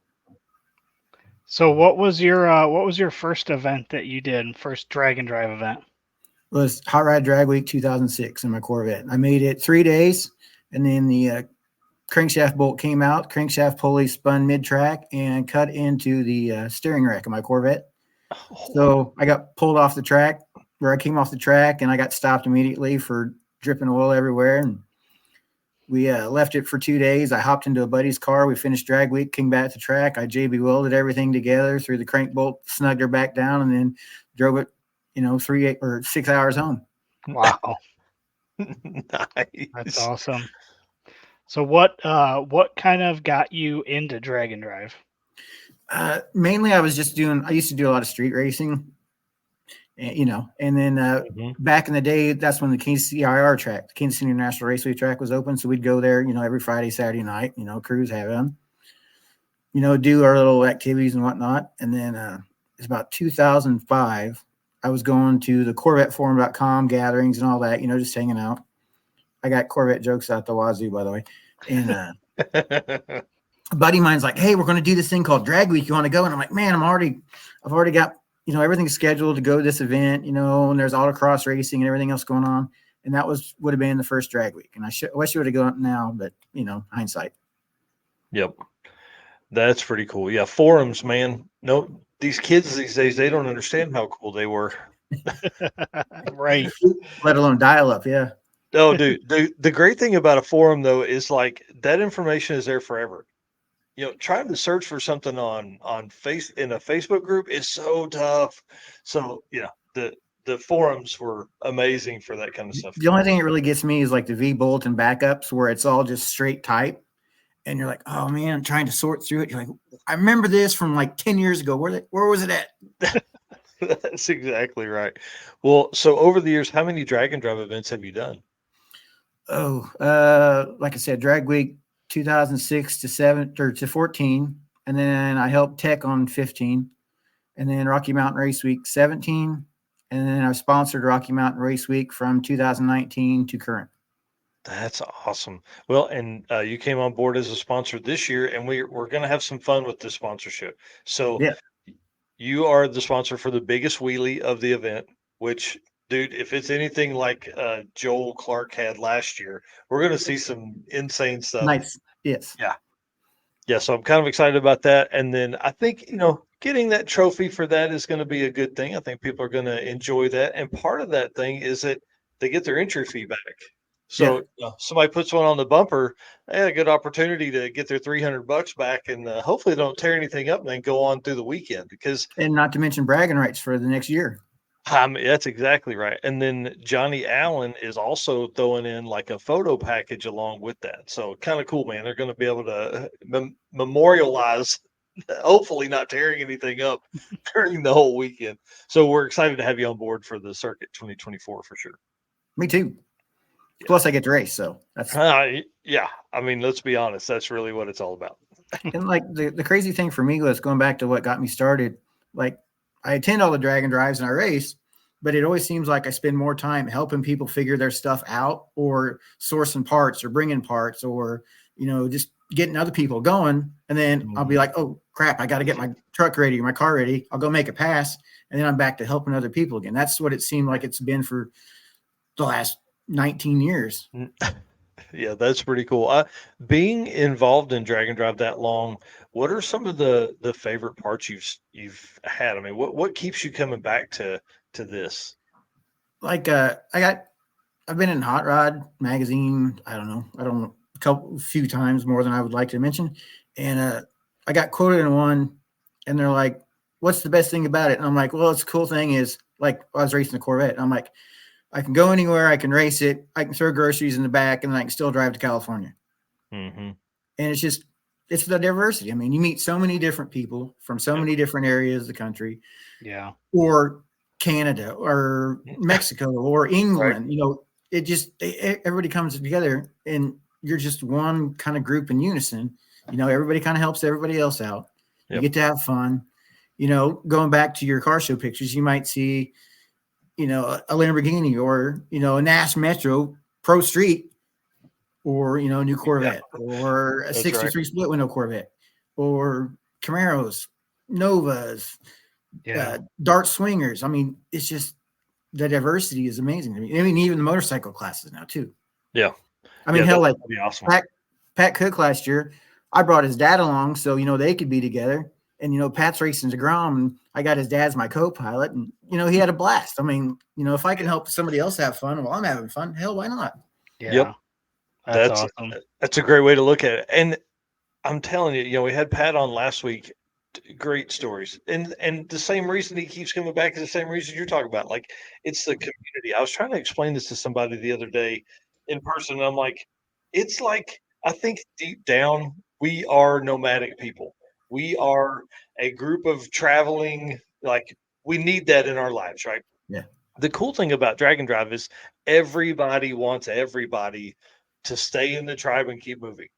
There's Yeah. not like, oh, the weak fall out. It's like, oh, no. We got to get them and we got to bring them with us. So you have a traveling band of 500 people that are trying to get everybody, come on, we're going to work on stuff on the side of the road and all that. Yeah, and you always see the memes that are like, you know, I have a lot of friends, but I have a lot more racing friends. And it seems like that's true in life. Yeah. Like I've got Absolutely. friends in Texas. I'll call up and be like, hey, brother, what are you doing? Be like, oh, nothing, eating dinner. You want to come over? And it's like, well, you know, you're only 950 miles away. So Yeah, that's exactly right. That's probably Pat Cook you're talking about. actually, Chad Reynolds. Oh, yeah, there you go. Yeah, Jonathan Stonecipher says, no racer left behind. That's exactly right. Well, MRLB. And like last year, he told me about his bet, you know, the first race out of the track. So I'm Yep. like, all right, whatever you guys do, I want to match it. So, you know, they got the $260 or whatever for the pool. Yep. I wanted to match it. So, Yep. I mean, it's just, I want to, like, you know, the children's charity, everything else, you know, I want to help out because it, you know, it kind of makes me feel good, but, you know, I also need some tax write-offs. I'm not going to lie. Yep. Well, one of the coolest things about this year too is we're gonna, just like last year, we're gonna drive right by that place. Now it's not a Yeah. route stop this year like it was last, but we're driving right past it this year. So I'm hoping that we're gonna have some burnout opportunities there for them kids that are gonna be at the. We're helping the Children's Haven of Southwest Missouri this year. First time I've worked with them, and I'm telling you, they've gone above and beyond. They've been amazing, and I think those kids are going to enjoy all these hot rods coming by. All right. Well, It's gonna be good. yeah, let's talk about kind of your plans, what class you're in, what your ET goal is for the circuit. Gasser, you know, you're always hoping for 9. So, like, the truck's been 1040 in Colorado. So, I'm hoping, you know, it'll be new fuel setup, new engine. I lifted ahead, Rocky Mountain Race Week 2.0.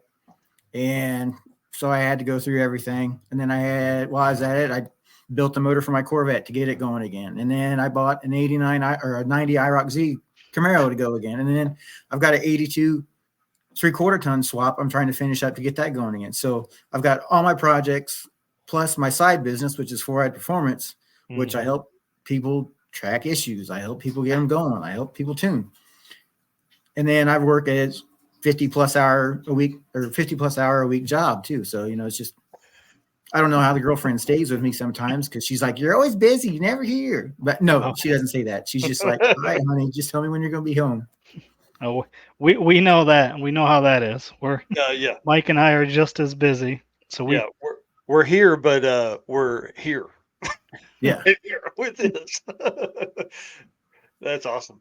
What about for the rest of 2024? Do you have other events planned or what do you got for the rest of the year? Race week 1.0, race week 2.0, and then it just whatever open time I got left. You know, if Kyle at 1320 has another event this year, I'll try to hit that because I'm out of St. Joe and it's, you know, it's just an hour and a half drive for me. You know, just hop in the truck, load it up, roll in, have everybody's head stop and stare when you're pulling in, you know, driving your vehicle and they're unloading everything on the trailer. And that's kind of one thing is I love is just, you know, like Dustyn said, you know, you roll in with your race vehicle. If it breaks, it breaks. If it doesn't, you know, just roll it. Yep. That's awesome. I don't know. Like I said, and then those 2 events mainly, I really enjoy those. And then if something else pops up, great. If not, I got projects I need to finish and get going. And then I got a customers and friends I need to help get their stuff going. So There you go. Yeah. Well, tell us a little bit about 4i Performance. Like, what do you do there? What's the 4i Performance started off as with my Corvette back in 05. Back in the early days of LS, there was 60 shops all across the country that were trying to sell you the latest and greatest. And, we'll do tuning, we'll do this, do that. So I bought a heads and cam setup from a well-known distributor that's still around. And I had to do mail order tuning back then. So, it was pull my PCM out, send it down there. They'd tune it, send it back, take a couple data logs. Well, the tune ended up melting 6 pistons. Oh, man. So I pretty much started off with HP tuners, and then I use EFI Live now. But, it started off as just, if I'm going to have a finger to point at somebody, it's going to be this guy. So, yeah. And then single guy, no kids, everything else. I made too much money. So my accountant's like, look, you got to start a business. So I started a business because I was already tuning cars for people anyway. So that's where it's become. Yeah. And then, now it seems like I spend more money financially, like donating and sponsoring events. Like hell, I sponsor Southeast truck races down in Florida. I sponsor races in Georgia, $500 here, $1,000 here, Mm-hmm. but it's kind of just helping people and things keep going, just like you don't want to see racetracks closed down, especially. So if you can help like a local racetrack or something else keep going, why not? Yeah, 100%. And like I said, we're certainly glad to have you on this year. And I know that can grow into some fun stuff. The one thing that, we talked about when we were going through that was like, do you want to sponsor a class? Do you want to sponsor a specialty trophy? And you were like, give me some ideas on specialty trophies. It was like biggest wheelie. Yeah, I'll do that one. That works. So pretty cool. Well, do you tune stuff at the house? Do you have a dyno? Do you like mainly do like stuff? It's kind of weird. So like as my job now, I'm actually a controls engineer. So I program industrial machinery. I do industrial wiring. I make fixtures, brackets, you name it. I basically am given a project and then I make sure it happens. So I tend to go like, I don't have a shop because I don't want people coming to my house. It's basically. Mm-hmm. So I go to people's shops. I go to people's garages. Nice. I'll meet people and, I'll help them sort their issues out and I'll help tune their vehicles. Hopefully we get it knocked out first time. Sometimes it takes twice. Mm-hmm. If I got to tune a car with a huge cam and it's 3 degrees out, I'm probably going to have to go back once or twice to get it dialed in perfect. Yeah. Yeah, that's exactly right. Yeah, that's cool. But so then the other thing that helps me too is I don't have the overhead from a shop, so I can charge people less money, and then they're like, well, my buddy will sell on Facebook or Craigslist. And I'm like, well, go call them and, have fun. Good luck. Yeah. Yeah. That dude's not here. And I've proven myself that's why you're here. Like the crazy thing to me is I got asked the other day how many cars I've tuned. And I figured it up the other day. And just being a single entity since 2004 or so, I've tuned about 580 vehicles. I mean, that's crazy to me because, working a full-time job and everything else, you don't realize it till I realize that I've gone through 3 EFI Live modules because I filled them up. Wow. Like my HB Tuners module is pretty full too. And then that's not including the Holly, the Haltech, the Mega Squirt. I mean, there's so many Mega Squirt tunes we used to do, just because it was, it was the cheap thing back then. Mega Squirt, Micro Squirts. Nobody even knows what they are anymore. They're like, I want a Holly or I want a Haltech or I want this. And it's like, well, Mega Squirt's still there and it works. It's not the greatest, but it still works. Yeah. And for a lot of stuff, I would think, the benefit to like a Terminator X is that it's just easy. Yeah. Yeah. A lot of folks use all plug and play and all that kind of stuff. Yeah. And most people, they don't understand. You enter the basic parameters. If you're just doing a simple LS swap, basic parameters, hey, you're rolling. I mean, literally it fires a fuel pump. You got pressure. It self-learns. Rolling. Yeah. Yep. And it's pretty it's literally comes in a box and you just put all the stuff that's in the box together. Yeah. And then you hear about, well, I got a Dominator and I'm running 3 expansion IO modules and this and this. And it's just like, oh, dear Lord. And you want 4 different fuel maps for 4 different fuel types. Oh, this is going to be a while. Yeah.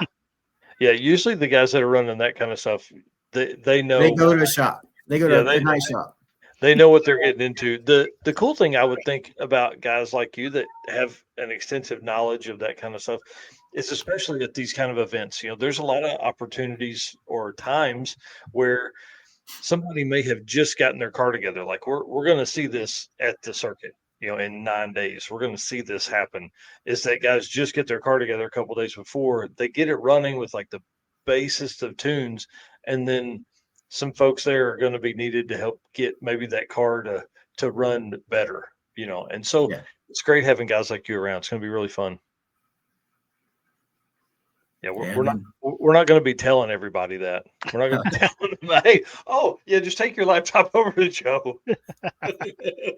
I mean, but that's how it happens, or like crazy things. You'll be at a racetrack for like Rocky Mountain Race Week or on Drag Week, and racer needs this, and then it's crazy the amount of spare parts I bring because I think, okay, I need this, and this, and I'm like, well, I might as well bring this. Well, I might as well bring this, and then I got a truck, with 600 pounds of shit or stuff in the back, and and it's just like, oh, racer need. Oh yeah, I got 3 of them, or I got this, or I got this. Well, that's right. Well, almost 20 years of drag and drive experience. You've probably got it down to a science of what to pack. Yeah. Well, like go ahead. No, you were talking about, like crazy stories about driving earlier. Was one of the guys that commented. One of the drag weeks, we went out to Pittsburgh Dragway, and I made it to Pittsburgh in my Corvette with a slipping clutch, and then I still had to make it all the way back 2 more tracks, and then back to St. Joe, Missouri from Pittsburgh. So nice. That's awesome. Yeah, that's pretty impressive, dude. That's a long way. Hoping and praying. Yeah, right. Well, you're gonna ask though. Yeah, I was gonna say, let's back up some. I wanna know a little bit of history, like car history. So 11-year-old Joe, was he a car guy? Have you always been a car guy? Yeah, I grew up on the family farm, and my dad was a diesel mechanic. So, everything he had was diesel except for his 79 Ford Bronco. So I turned 16. I bought it from my dad, basically. And then I had a 77 F-250 Highboy, 35s. My dad and I put a big block Ford in it. All that. It's a nice mud runner. And then I started getting into Camaros. And then, I'm on like my 7th or 8th third-gen Camaro now. I knew I liked you. So what's the quickest car that you've owned? That's my Corvette. So it's gone standing miles, like the Hot Rods Top Speed Challenge races. It's gone 199.74 times on pump gas, which is just an ultimate kick to the huevos. Man. But I drove it there, I raced it, and I drove it home. Is that on a street? Like you're like, yes, well, like the Hot Rod Top Speed Challenges are actually be like airport runways. This picture is actually from the Sand Hills races in Arnold, Nebraska. So it's gone. This picture was 2 years before the last time I went. And I think on that run, I went like 191. And literally it's that. You have got no side rails to it. And then about the 7/8 mile mark, there's a dip. So you'll feel it coming hard. And 2 years ago on that dip, my data logger was showing 195.6 miles an hour. I hit a dip and I went from 5,200 RPMs to 7,500 RPMs and pretty much just took out the thrust in the engine. Wow. Yeah, that's pretty intense. I would imagine that could cause some struggles there. Yeah. But it's fun. Well, yeah. That's pretty wild. So how'd you get into doing those, the top speed challenge and stuff like that? Actually, it was my first drag week, 2006. Keith Turk, he's like, this car, you really ought to bring it out to the East Coast Timing Association trials in Maxton, North Carolina. And I'm like, all right. Damn no Keith Turk. He told me, and then I proceeded to do the next, I think 11 top speed challenges in that car. Wow. Holy driving. I actually towed it out twice. The first year, 2007 and 2008, I towed it. And then every year since then, I just drove it. Because, back then when it was still in Maxton, North Carolina, driving through the mountains, it was awesome. It just roll up the hills, roll down the hills, perfect scenery. And then it moved to Wilmington, Ohio.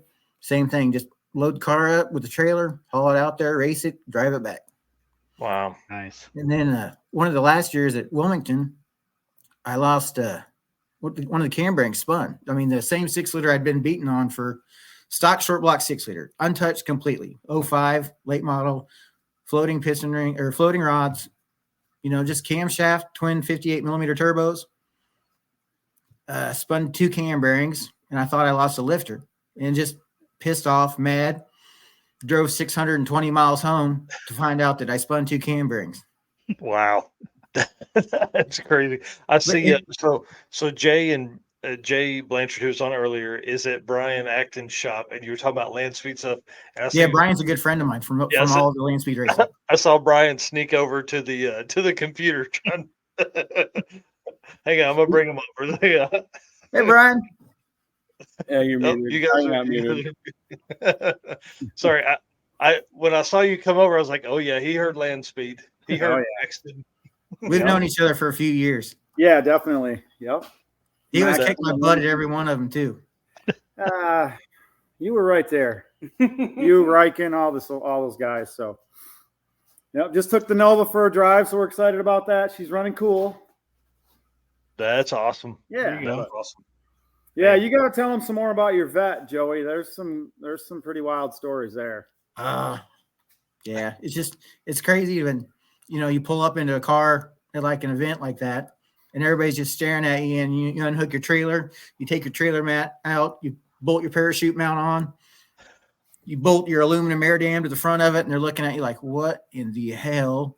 And then you go make a couple 190-mile-an-hour plus passes, or like back when I first started doing it, I was naturally aspirated. So, every time I'd go, I'd set a new naturally aspirated record. It was like, cool, sweet. And then somebody beat it the next event. And just, that's the progression. One of the fastest cars there that drove his car to the event. I mean, we trailered our stuff like most people. So he was probably the fastest guy that drove his car there from the distance, coming from Missouri all the way to Ohio or Maxton is a hell of a feat. Yeah. I mean, I would think St. Joe, Missouri to Maxton's that's got to be 22 hours one way. Yeah. That's crazy. What's that? 1,100 miles, 950? Yeah, it's like right at about 11. I think it's like 10,050. From my house to Biggin's house was 1,128 miles. Man, that's awesome. That's awesome. Yep. So do you still do the top speed challenge stuff? I haven't done it for 3 years. Yeah. So is the fastest you've gone is the 199.7? 4 times. I was just telling Jay about that. So there's got to be some kind of drive there to get back out and get into the 200, isn't there? I mean, always there is, but it's just like I either run into an oiling issue or something stupid, and I'm always on pump gas. That's the thing, because I'm like, if I want to do it, I want to do it on pump gas, where everybody else is running race fuel. Which, if I had any intelligence, I would have been doing it on a race fuel and done it. Been there years ago. Yeah. But the mile is hard on your engine. A lot of people don't realize that, but it is a whole different ballgame than drag racing. Yeah. That last quarter mile is your car is just going up so slow in RPM and just screaming to get that last 15 or 20 miles an hour. You're beating the crap out of your car. And not to mention, go ahead, Brian. Oh, and on the LS format, you got to remember that for that long, I mean, you've probably got 75% of your oil pan up in the valve train that hasn't drained back down yet. So I'd have 2 oil accumulators in the car and everything else just to maintain oil pressure and keep it alive. Yep. So how long does a mile take at that kind of speed? Like what's your I think it's like 32 seconds. Wow. 28 to 32 seconds. Yeah, we were in the high 20s, 28 seconds. I mean, at wide open throttle for But the difference, and Joey can tell you this, when you're taking off, you're on an unprepped grooved surface, so you're not wide open for several hundred feet. Unless you're a nut job. Yeah, unless you want to loop your car in the first 300 feet. But he's out prepping the track, spraying it, lighting stuff on fire. He's like, we got to get to it, boys. If you get a chance later on, Michael, there's a video, Maxton Corvette spin, and that's me hitting a 300 shot. And as soon as I hit third gear, and it's just wow. Yep. Yeah. There's some other videos. So the car we had dual 4 barrels. So the throttle linkage was viewable through the camera we ran out the windshield. And so you can see how I'm applying throttle. There's YouTube videos out there for our car too. Wow. And it's amazing how long it takes in the run to get the throttle blades wide open. It's probably pushing the 8th mile. Wow. So that's where it takes the 25 to 28 seconds to go 200 plus. Yeah. Brian used to drive a 3rd gen with a couple of good old boys called the Geezer Express. Yep. And it was always awesome to see him show up because he's just 2 old happy guys. And Brian's like, all right, this car has to go. Yeah. I can only imagine Brian Yep. in that mode. And then 2 dudes that are enjoying themselves. Yep. 2 dudes are enjoying themselves. Yep. Yeah. That's awesome. Okay, Brian, we're going to kick you off. We got to start Yep. kind of closing the show down, but stay with us, and then we'll all jump on afterwards. Yep. Good seeing you, Joey. Hey, Brian. Have fun. Yeah. Well, I know there's a lot of land speed stuff we can talk about. I do want to. I want to kind of switch back to drag week and stuff. What were the early years like for drag week? Like, it grew so fast. Like it went from like 40 to 80 to 150. Like Honestly, that's like the early years of drag week. That's why I was so drawn to race week because it was how drag week was. It was just everybody hanging out, everybody helping people. Towards the later years of drag week, it wasn't fun. Like I can remember in Tulsa, I spent almost 9 hours in the staging lanes trying to get one pass. Wow. Just because, hey, no, I get it. They had to sell magazines. They had to do everything else. They had to get, the crowd pleasing attention guys. But, like literally it would be 4 lanes of cars sitting in there for 9 hours, not making a pass. Or you get 3 cars and then somebody oil it down. You got to wait. 3 cars, somebody oils it down. You got to wait. Yeah. Yeah. That was probably 2014, right? In Tulsa. And then actually 2014, I grenaded the differential in my Corvette on my first pass. So you were one of those guys. Well, no, but I didn't know nothing on the track. So we pushed my car off into the pits, ran over to U-Haul, rented a car, and then just did the whole week in our rental car. That's awesome. Well, 2014 was a big year because there was so many folks like, Matt was on 2014, then 2015, the race week kicks off. So, essentially you go from what was 300 cars, probably, I think it's 280 something, 270 something for 2014.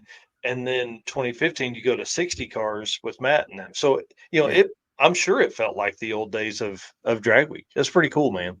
Yeah. I mean, like even now it's still like the old ways it used to be, you can walk around the pitch, talk to anybody, everybody's, happy. And they're not like, oh, no, don't look at my car. No pictures, no this. It's not like everybody trying to hide their secrets and everything. It's, hey, if you got a question, you ask somebody. If you need a part, you go ask somebody. That's the cool thing about it. Yeah. Yeah. Well, and then you get to the hotels and, you hang out and you crack beers and you drink and shoot, do stories for hours, Oh, yeah. Yeah. The one thing I like about race week stuff compared to drag week is the racing in the evening. And I feel like that's probably one of the biggest, like we're going to go to that format in 2025. I didn't do it this year. I should have, but we're going to that format in 2025 for the circuit because it is so much fun.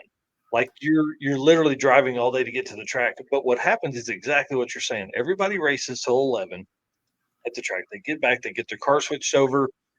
It's midnight or 12:30 before you leave. You get to the hotel, you get checked in, and you're in the parking lot for 2 hours because you're still amped up. You're still, you've got all the adrenaline from racing. You've gotten back in the car. You've driven across town to get your hotel and all that kind of stuff now. That's one of the coolest feelings. And you sleep till 6 o'clock in the morning and you get up and you the road, Yeah. So that's what I like about race week in relation to race times. Well, and like Stoner Cipher, he just posted a little snippet and he's like, people, I got to pay people to take pictures of my car. And that guy, he's one of my favorite people because no matter where you go, he's always got a huge smile on his face and he's always happy to meet anybody, happy to talk to anybody. And he's always the first one to go on a beer run. I love Stoney. I mean, one of my best friends, and is like a cool big brother to me. You know, he's the whole reason I'm into Drag and Drive to even begin with. And then, so of course, you know, he's my buddy, and him and I have been a part of the circuit, which used to be a streetcar shootout for 11 years. You know, so he's a big part of my car life. So it's pretty cool. He's also the first one to go do a big burnout too. Yeah, yeah. Yeah, and we'll do one right behind it. He don't care. He'll you didn't see it? I'll go do it again. Yeah. Well, where can people find? Where do you post the most? Where can people follow along, see all your stuff? If I post anything, it's on my my Four Eyed Performance Facebook page, and I usually don't post that much. It's just, you know, if I got some new cool project or something else, I'll post on it. But it's just, you know, usually like I go to work at 5 o'clock in the morning, and then 3:30 or 4 o'clock I'm out, and then I go work on other people's stuff, or I go work on my stuff, and you know, it's just, when do I have time? Yeah, yep. We've lived that life. We understand completely. That's awesome. Well, I want to say thank you for hanging out tonight. I want to say thank you for telling the stories. And dude, we're going to see each other in like a week and a half. Yes, sir. It's going to be Thank really you for the fun. invite. Yeah, for sure. I intend to have some kind of camera set up most of the weekend, obviously. And so obviously we would love to have you jump on at some point and tell some more stories while we're there. But then I hope this was enough of a tease for everybody that we'll do, you know, another episode, have several of you guys on at the same time and tell some really fun stories. I do not need a repeat of last year when I left the track. So I made it almost 71. And then, I found out, hey, I've got 2 cracked pistons. Yeah, we don't need that again. We don't need that again for sure. Dang. Well, stay with us. We'll be back on. We're gonna shut the show down in probably 6 or 8 minutes, and then we'll all jump on and talk land speed stuff. Cool. All right, man. Thank you very much. See ya. Thank you, guys. Awesome, dude. What a show, man. Yeah. Pretty crazy. Do you want to do the Found on Racing Junk? Did you have an opportunity to find that? I know you've been super busy the last Oh few yeah. weeks. Oh, yeah. Well, let's do it then. Come on. Come got on, it. you know him. Lead us in, man. All Tell us what's up. All right. So since everybody had trucks tonight, take a guess at what I looked for this week. RVs. I found some trucks. Can we see that? Oh, yeah. There we go. I like it. Yep. So the first one here, 98 Chevy full size drag truck, 25,000. Only one photo. This is in Ontario, Canada. It's a 98 C1500 with VIN. So obviously it can be titled. It is only a rolling chassis, but it's a full frame off restoration. Built chassis, back half, you know, Fab 9-inch, 4-link. So here we go. We got Fit a 14-inch wide tire. Come on. Yeah. Yep, can fit a 14-inch wide. Funny car cage, so you can, you know, do some things with that right there. So I always like those full size trucks too. Yep. But you know, for 25,000, you can drop in your engine and, you know, be good to go. That's awesome. Second one is a 98 S10 4-link truck for 30,000. Again, one photo here, but this is in Greenville, Tennessee. This is a Dragger Pro Street truck, 4-length, 4-corner coilovers, disc brakes, weld wheels, you know, all the good stuff there.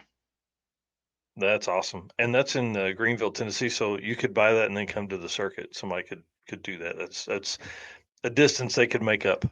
Yep, absolutely. And the last one, this one's a beaut right here. 86 C10, 25 grand. I mean, come on. Who wouldn't want to drive that? That's a good looking truck. Yes, it is. I like this one quite a bit. Yeah. So this one is in Longview, Texas. It's a 86 C10, back half ladder bar suspension with coilovers, a strange 35 spline 9-inch with disc brakes, 10-point roll cage, all Lexan 540 cubic inch, Rare Morrison Super Series engine, turbo 400 with a trans brake, 33 by 16.5 slicks, air shifter, and an MSD 7 AL3. Dude, That truck's ready to go for 25 grand. I Yep. feel like that's a deal. Like, Yeah. seems like a lot of truck for that kind of money. Maybe I'm just, this inflation's got me all out of whack, but I don't know. I feel like that's a pretty good deal for a truck like that. Yep. So as always, obviously Racing Junk is our buy sell trade partner for Drag Drive Repeat. We do not run a Facebook buy sell trade page. We don't want to deal with all that because as you can see, there's all kinds of cool things to look up on Racing Junk. Every time I go on there, I struggle to even figure out what I want to show each week. Yeah, it's loaded with stuff, man. And the cool thing I think for drag and drive racers and Racing Junk is just the ability to search, really nail down where you're at and what you're looking for instead of, like sometimes marketplace can be a little sketchy with Oh stuff. yeah. And this way, you're generally getting somebody that is committed to selling something. Yep. I will say that sometimes Facebook doesn't necessarily have that happen. Um, Right. all right, well, guys, last little bit here. I want to say thanks again for hanging out, dude. We're right at 2 hours. Thank you for being our race car friends. Thank you for all the comments. Thank you for the shares tonight. Thank you for being part of this. Thank you for all the stuff that we've had go down tonight, all the questions and comments and all that. And can't do without you. I mean, we really can't. Our race car friends are probably one of the biggest reasons we just continue to do this because I'm telling you, it's hard sometimes as you're writing stuff at 1 a.m. and trying to get stuff ready, or 6:55. work all day and then you come home and literally walk in the front door and sit down, don't eat dinner and all that kind of stuff. So thank you for being our race car friends. You make it worthwhile for us to do all this. And then of course, thank you to our sponsors.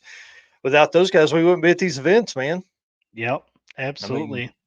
Summit Racing, Molly Motorsports, Driven Racing Oil. Those guys, I can't wait to hang out with the Driven Racing Oil team. They are gone next week, but I'm trying to set up something early May for them to be on, and that may be one of our first after hours episodes where we have some adult beverages after the show is on. Car Change 3D. Corey's going to be down here next week. I'm excited to see him. Performer Built Transmission is going to be at Six Summer with us. Howard's Cams. We got to find a time to get to Luke B. Sweet Patina is going to be hanging out. Probably, I would imagine we can get them to come to the Ennis stop of Rocky Mountain Race Week. And then Racing Junk Classifieds, we've been talking to them. Lots of really neat stuff going to be coming down the pipeline for the Drag Drive Repeat and Racing Junk Classifieds partnership there. And of course, our newest media partner, PowerTube TV. You can find all this content over there, plus a bunch of exclusive stuff that's on there as well. And not just drag and drive stuff, but everything like Pink's All Out, Pink's, Pastime, dude, it's coming back. I'm excited Yep. about that. We can't make the official announcement on who's going to be the host yet, but you guys are going to enjoy it. And there's a lot of shows that are like what you're watching now over on the PowerTube app, which you can find on all of your smart TV apps or on your phone and all that kind of stuff. All right, guys, thank you so much for hanging out tonight. Thank you for watching. We appreciate it. We'll see you soon. Yep. See you guys. All righty. Me kick off.